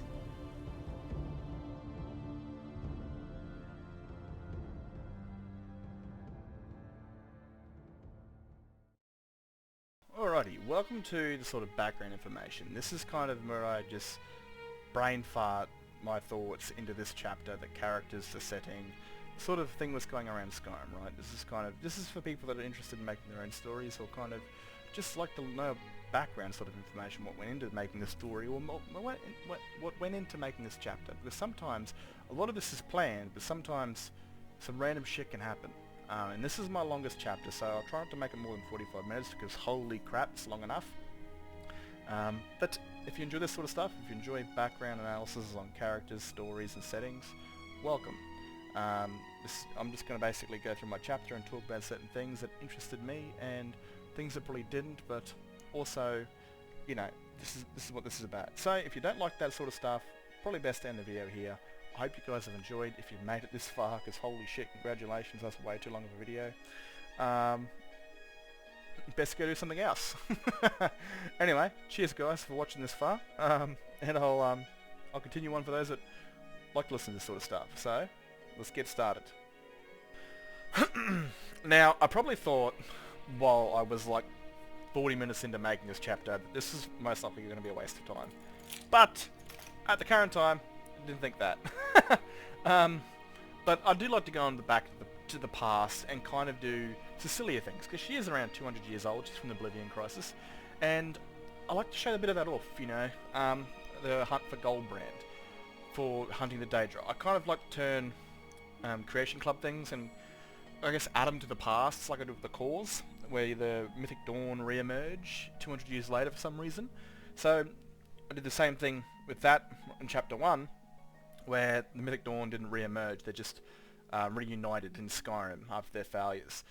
The Cecilia's story, and same thing of this one. It's set like 80 years or so before Skyrim to find the mythical Goldbrand, and it kind of plays in part, because I imagine when I play Sky Oblivion, we'll have a champion that isn't really a Daedra worshipper, but he's just someone that participated in the trial and survived and was awarded Goldbrand, and that will be a companion in that story when it's made, whenever it's made. But I like to go back in the past. I definitely see this as probably as time well wasted. And I realised that the first part of the story was good. The second part, how she finds it on the hip of a traveller who's meant to be like the forgotten hero that didn't do the Blades game, that travelled to Skyrim. I realised that I was too late by then, but it should have been re-emerged in with Delphine. Like, it would have been so cool to see Delphine like, let me get my gear. She puts on leather armor, and instead of a Blades katana, it's goddamn Goldbrand, because she was a blade. She would have fought side by side with the forgotten hero, and he might have given it to her. He might have died at the very end, and she might have taken it on and taken Goldbrand to Skyrim, which was cool because, like, you find a Daedric weapon already in the game on some character, which would kind of like encourage you to want her dead more, especially after she betrays you.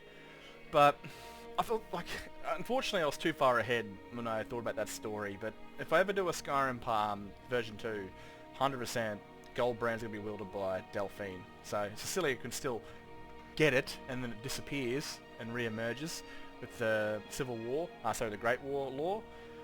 And then Delphine's the one that has it in Skyrim, which would be pretty bloody cool. But yeah, it's kind of time wasted. But always, like I said, I like to go back and mess around with Cecilia's story, kind of showing you bits of her past, long before Freya, long before the Dragonborn.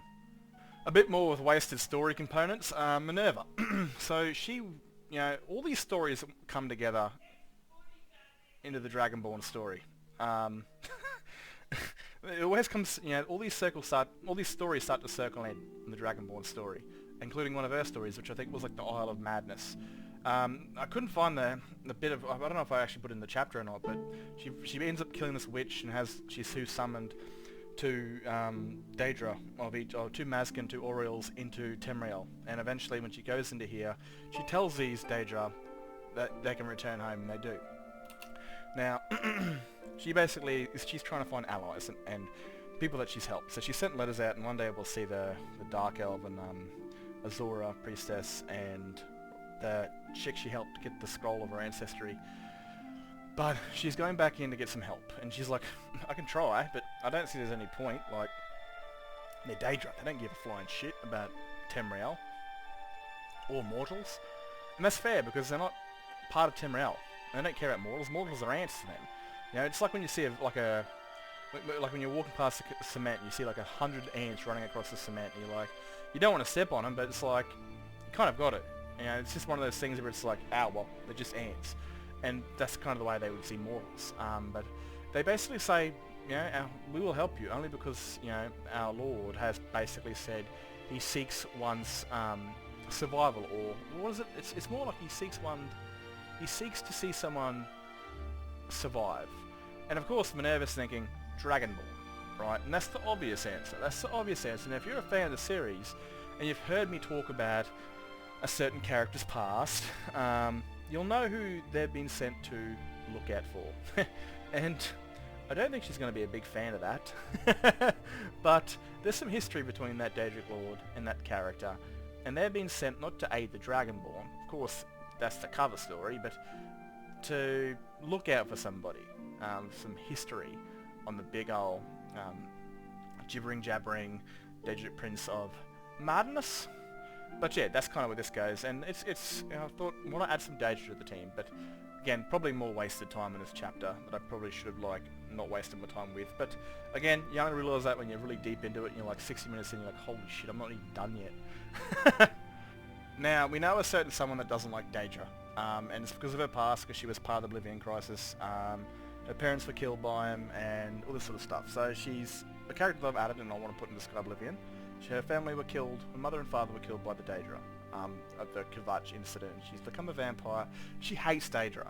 And especially now that these Daedra are walking amongst them, she's not happy at all. I mean, she's losing her shit. These are abominations to her. These are evil creatures that all need to die.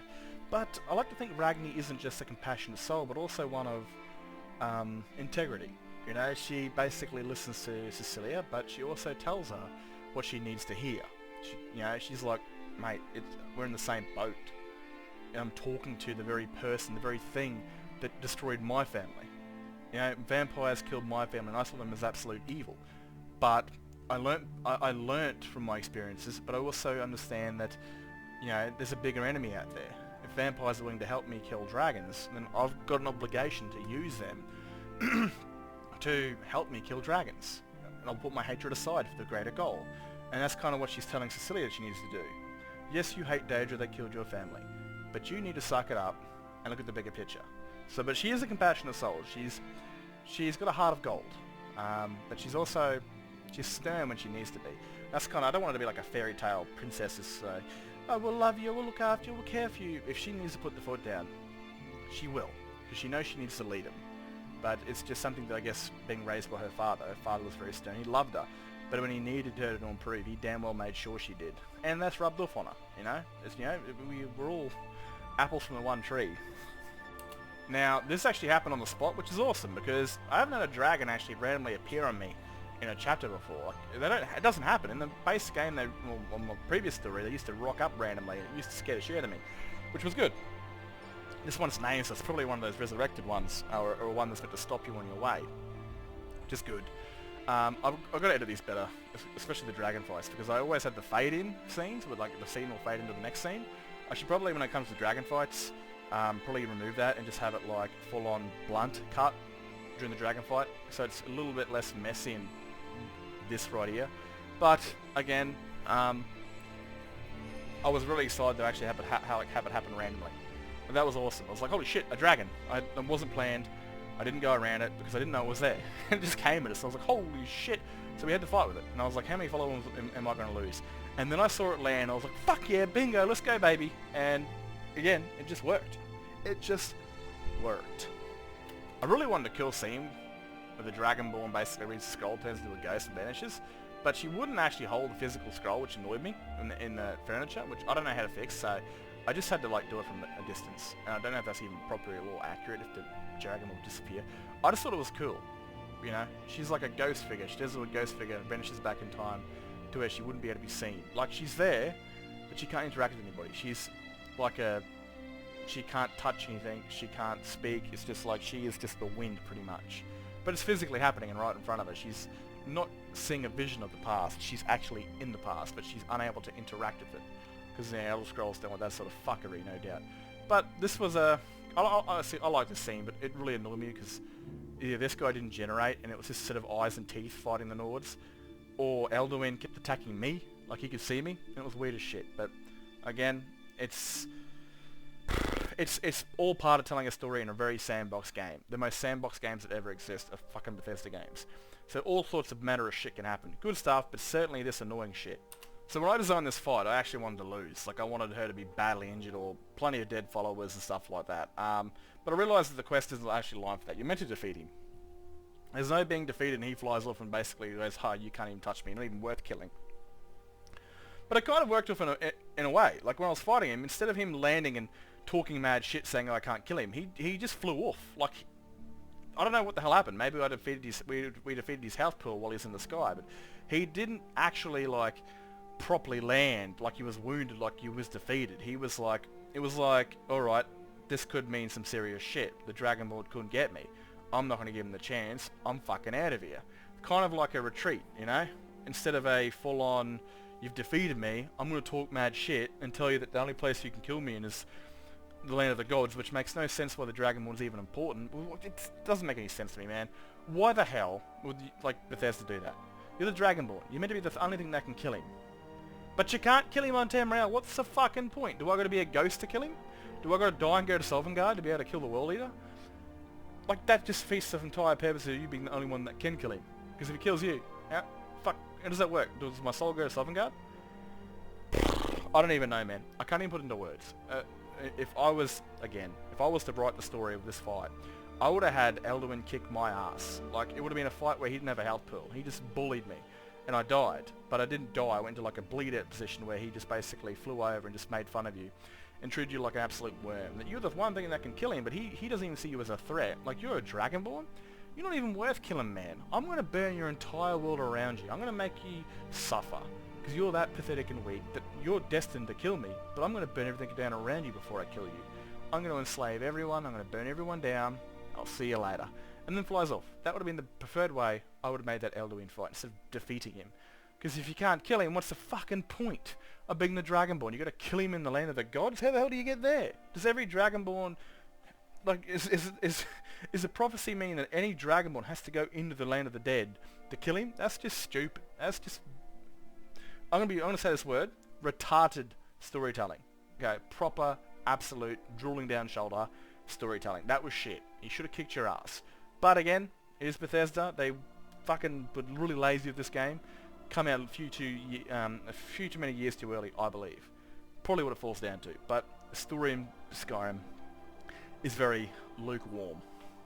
Now the fight here, I wanted to hide the gravity to hit the Dragonborn that people that follow her will die. These followers that I make, they're not immortal. I mean, that guy I think is actually a vanilla or a DLC house cull. And the vampire, the one we just recruited in the chapter, turned to ash. We lost one of the vampires, but she's still intact, so she can be brought back. I want quite a few people to die, and we lost quite a few vanilla characters. We lost one of the companions, the younger brother, the more blunt brother, and we lost Ronica. No, I forgot her name. She's the sort of angry one. She's the redhead in my one. So we lost a couple of companions, we lost a couple of mages. We lost Brelina, what fucking name is, a very attractive elf that everyone makes horny mods on. We lost quite a few vanilla characters, quite a couple of the companions, and this is kind of the way I want to be sold in this story, that vanilla characters can and will die. Their stories aren't just, they're part of the guild story, part of the guild quest anymore. They're now part of Skyrim's story. Oh shit, I messed that one up. Oh well, that's another one I've just messed up. I didn't even realise that. There's quite a few mistakes I've made in this chapter because I was just too eager to get it out. And I'm seeing this for the first time. And I've even got like in that fight beforehand where the guy goes, let's kill these motherfuckers. Like, I was probably too eager to get it out and done with because it's gone for too long and my brain starts to cook working on the one thing for too long. But that's just the way it is. Round 2 I might clean it up, but again, if it's going to take a year, I don't think I want to spend a year making stories again unless I like get them all over and done with and release them day by day or some shit like that. Now I'm going to timestamp to share this stuff, and because again some things might be boring, so skip past this boring shit and get to the important stuff. This is called Comapnions Rest. I'm going to timestamp because it's in Jorvaska and they're all my companions. But I really like this because it adds a lot of personality. And a lot of these scenes I make, I think I had to make 15 scenes for this between people, characters talking to each other. It's essentially because, again, a lot of these characters have a lot of personality towards them. And I can't just put them all in the one story and not have them talk or communicate. That'd be pointless in making a multiple character story. It'd be absolutely pointless. So they all need to communicate. And this is a good thing between it because I love how they mess around each other. Like in this chapter, Freya's messing around with the chick she saved and the chick that loves her and adores her and blah blah, her very own simp. And Tonrock doesn't like mages, especially high elves, because of his time as a mercenary in Hammerfell.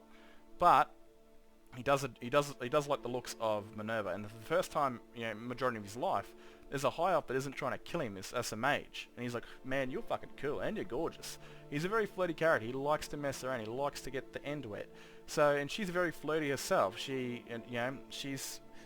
been on the mischievous side of things, and for the first time, we've got Sigurd and Centaurus actually communicating and getting along. Because I remember the first time I made them communicate, where they sat down in the inn, and she tries to tell a joke to try and ease the situation, and he tells her to piss off. That cracks me up every single time I hear it. He's just so blunt. He's like, fuck off, you're a traitor.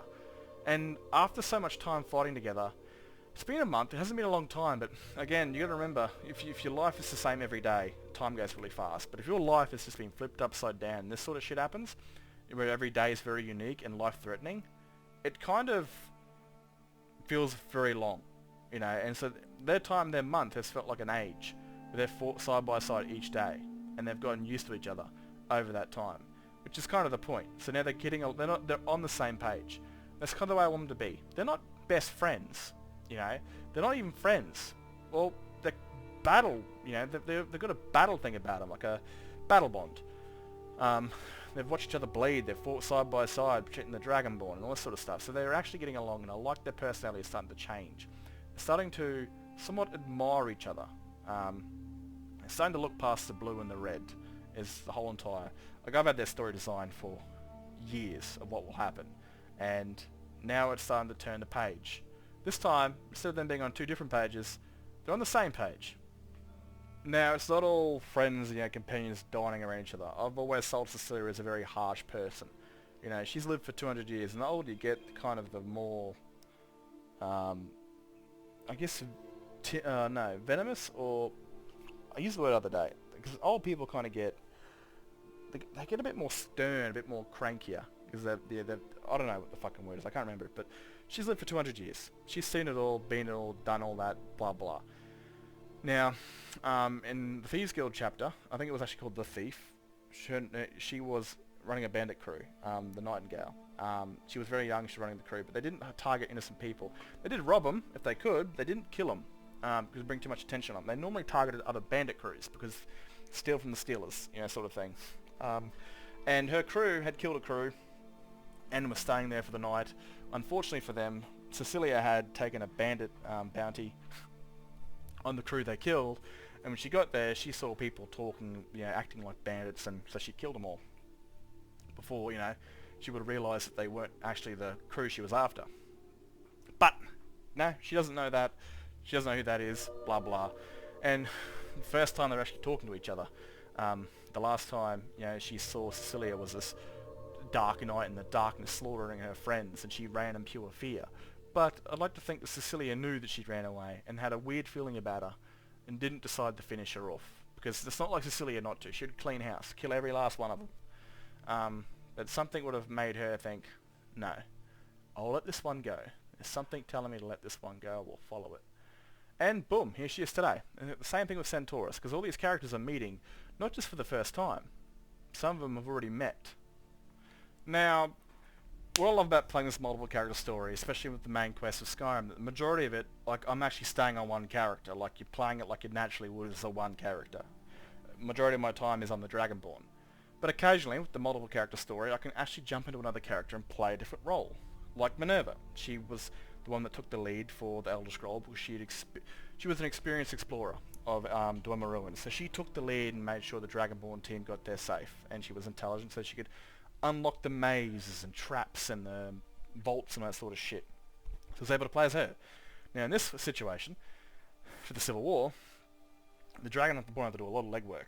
But since she's got two companions that are part of the Civil War, it felt more suitable for her companions that were part of the Civil War to go and speak to their leaders and ask them to basically come to their peace council. It just makes more sense that that these Civil War guys are going to go, okay, I've got one of my most trusted soldiers telling me I should visit this peace treaty, I'll listen to them. But if a random Dragonborn walked in, sure they're the savior of the world, but it'd be a lot harder to convince me if it was just some random I don't know that claims to be a Dragonborn than it would be two of my trusted soldiers, or one of my trusted soldiers. So it was good to jump into both these guys and have them take a part in the main story like Minerva did. I think that's probably going to be the last time this actually happens with changing roles in the main story, but this is kind of why I built this story around multiple characters, because every now and then you're able to switch things up and make things seem a lot more immersive. It's more immersive that these Civil War soldiers speak to their leaders than the actual Dragonborn does, like it was for Minerva to explore ruins of the Dwemer, because she was experienced in that. You know what I've thought for a part 2 if I ever did this story again? I'm going to make Luca Centaurus' biological daughter, because they look very alike, instead of her being some homeless chicken Whiterun, homeless kid. So, because it makes a bit more to his story that maybe he's been in Skyrim all his adult life, and maybe he was with a Nord woman, she died, and basically during childbirth, and Luca is his biological daughter. Because it kind of makes a bit more, I guess it makes the story better if one of them is an actual parent. That, Centaurus is actually a father, a proper father, instead of one that adopted her.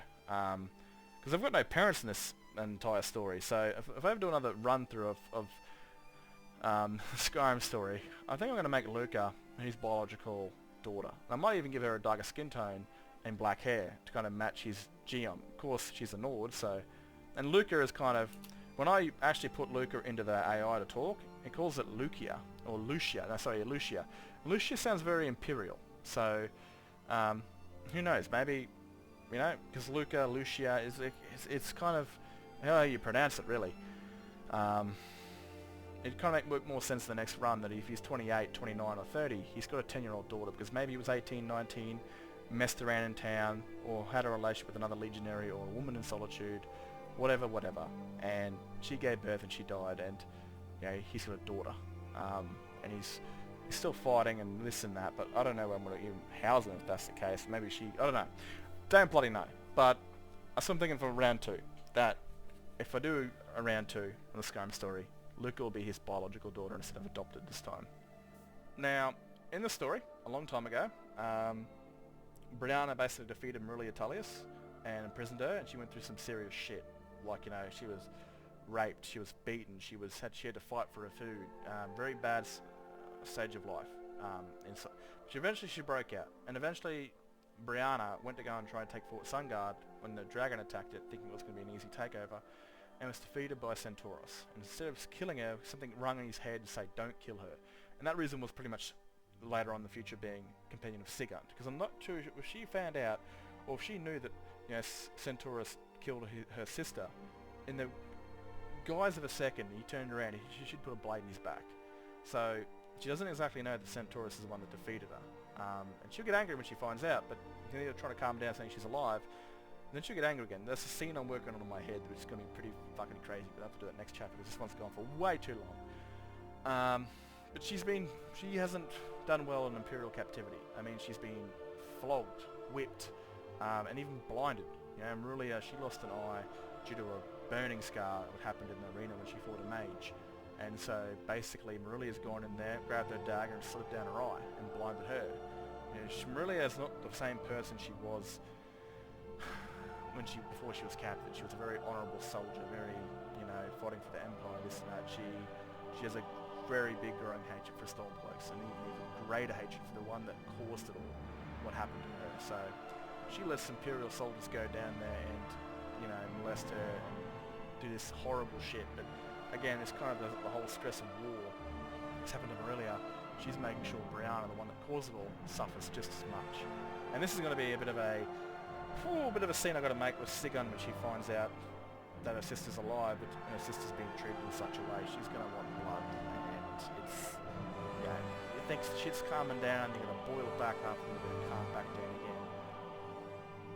It's a progress in my head pretty much of how I'm going to film it. But again, this is where she is. And I want to talk about this. When the two teams unite, the Imperials and the Stormcloaks, there'll be certain characters that will not join. They'll try to, but they just won't. Like Minerva. When Sigun finds out what, you know, Minerva's done, she has an ultimatum. She leaves, or I kill her, or I leave, or I die trying. And kind of forces the Dragonborn, and especially Centaurus, to go, alright, gotta see you later. And same thing with Brianna here. She hates Imperials. Fucking hates them. Hated them before all this, but even more so now. She won't be able to stand the sight of them. You know, they're both Minerva and Brianna be a bit more excited to kill the other side than team up with them. And this was a long scene. This is my first ever time, or second now, because I did record it first time, of having the Stormcloaks actually sit at the table. Now, every time I've ever done this quest in the 13 years I've played Skyrim, Bolgriff has always sat over there. He's always been here. And I always wondered why the chair beside me, to my right, was empty. Until I figured it out a couple of years ago that, hey, by the way, that's the Stormcloak Gal's position. And I wasn't even properly thinking. I thought I was going to keep Alduin around, but when it comes to logics and practicality, she doesn't need to be here. You know, it's not a matter of she doesn't, you know, no one wants her here. No one does want her here, but Ragni's here to stop the war between the Imperials and the Stormcloaks. The Thelmor have nothing to do with this war. They definitely do, but they're not in the war.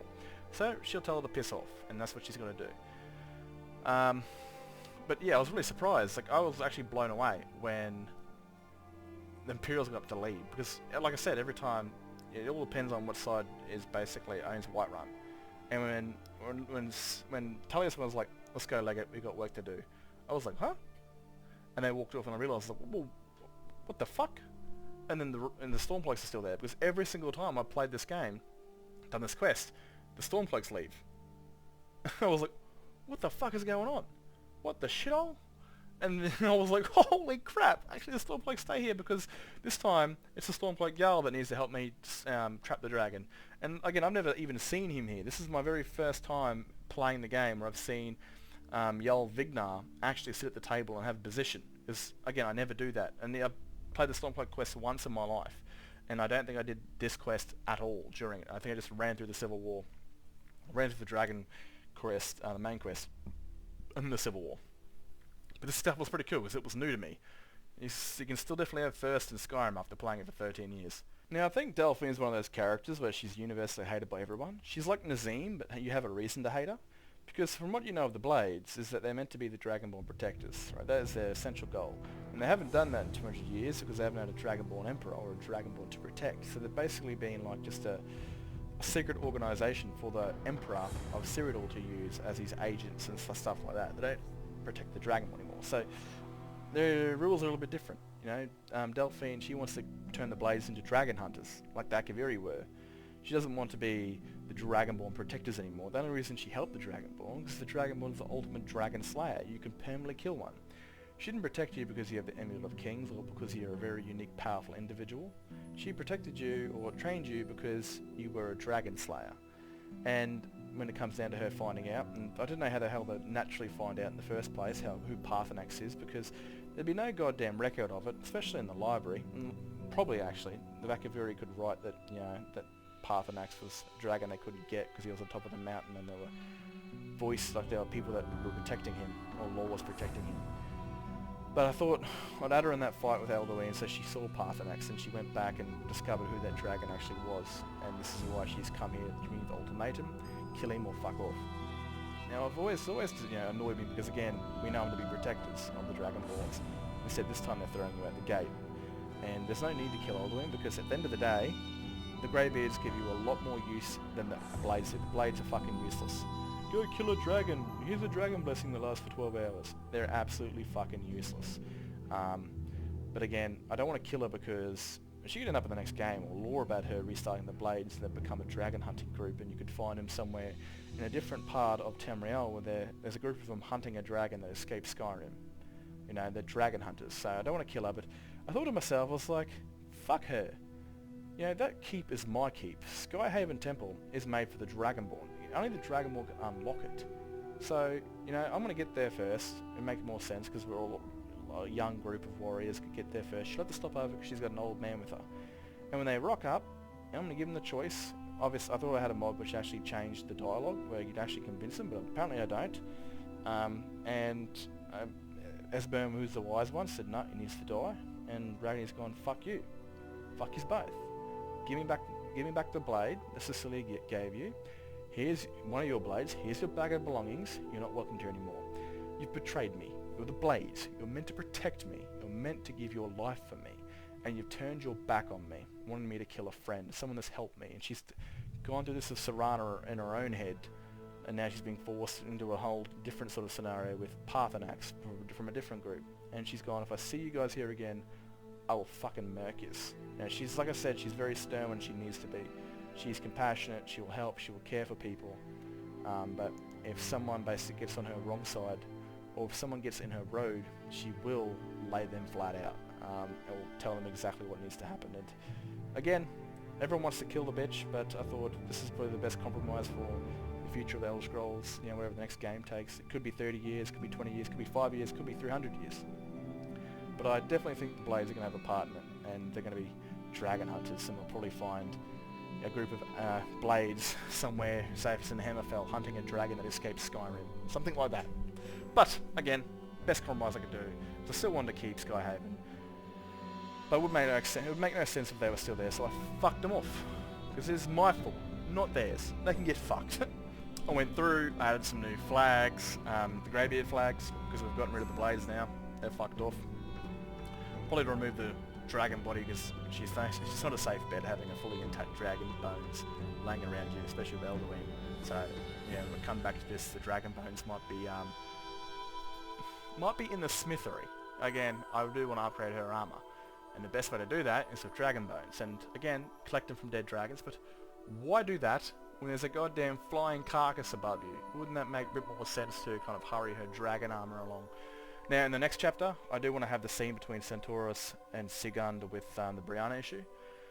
But also, a bit of a prologue into what's happening, because again, the Stormcloaks and the Imperials will be meeting. But this time not as enemies, but as, I guess, allies, you know, to fight the one true enemy. So, it's going to be kind of a bit of combination. It's going to be different and weird. But also, in between that, we're going to fight back. We're going to start the Dawnguard. We'll restart the Dawnguard quest, so Chapter 50 will basically be clearing up what's happened in the last few days, and then, you know, basically Ragni going, yep, rightio, we've got what we need. We sorted out this, we'll put troops here, here, here in case dragons attack. Enough troops together so they can kill dragons without needing the actual Dragonborn. And she'll go and finish what she started, something personal, finished, and re-meet Serana. She has been with other people, of course, but I guess she's longed to see Serana again after a month or so since the last time she saw her. It's been a crazy month. So, Chapter 50, yeah, it's going to basically be focusing on the alliance between the Imperials and the Stormcloaks, and also finishing what she started with the Dawnguard questline. Anyway, I hope you guys have enjoyed this background information. Let me know in the comments what you guys think of the chapter, because if you leave comments, it goes to the algorithm better, and more people that are interested in this sort of stuff will see the story. That's kind of what I go for with this sort of stuff. I don't really care about views. Obviously, views are nice because it means people get to see it, but again, I want the right people seeing this sort of stuff, people that are interested in making their own stories or watching stories. Inspire them to either do it themselves or doing hardcore Skyrim or their Fallout if they can even possibly do that. The multiple character play story. Anyway, I'm out of here. It's been fun. I'll catch you in the next vid. Peace!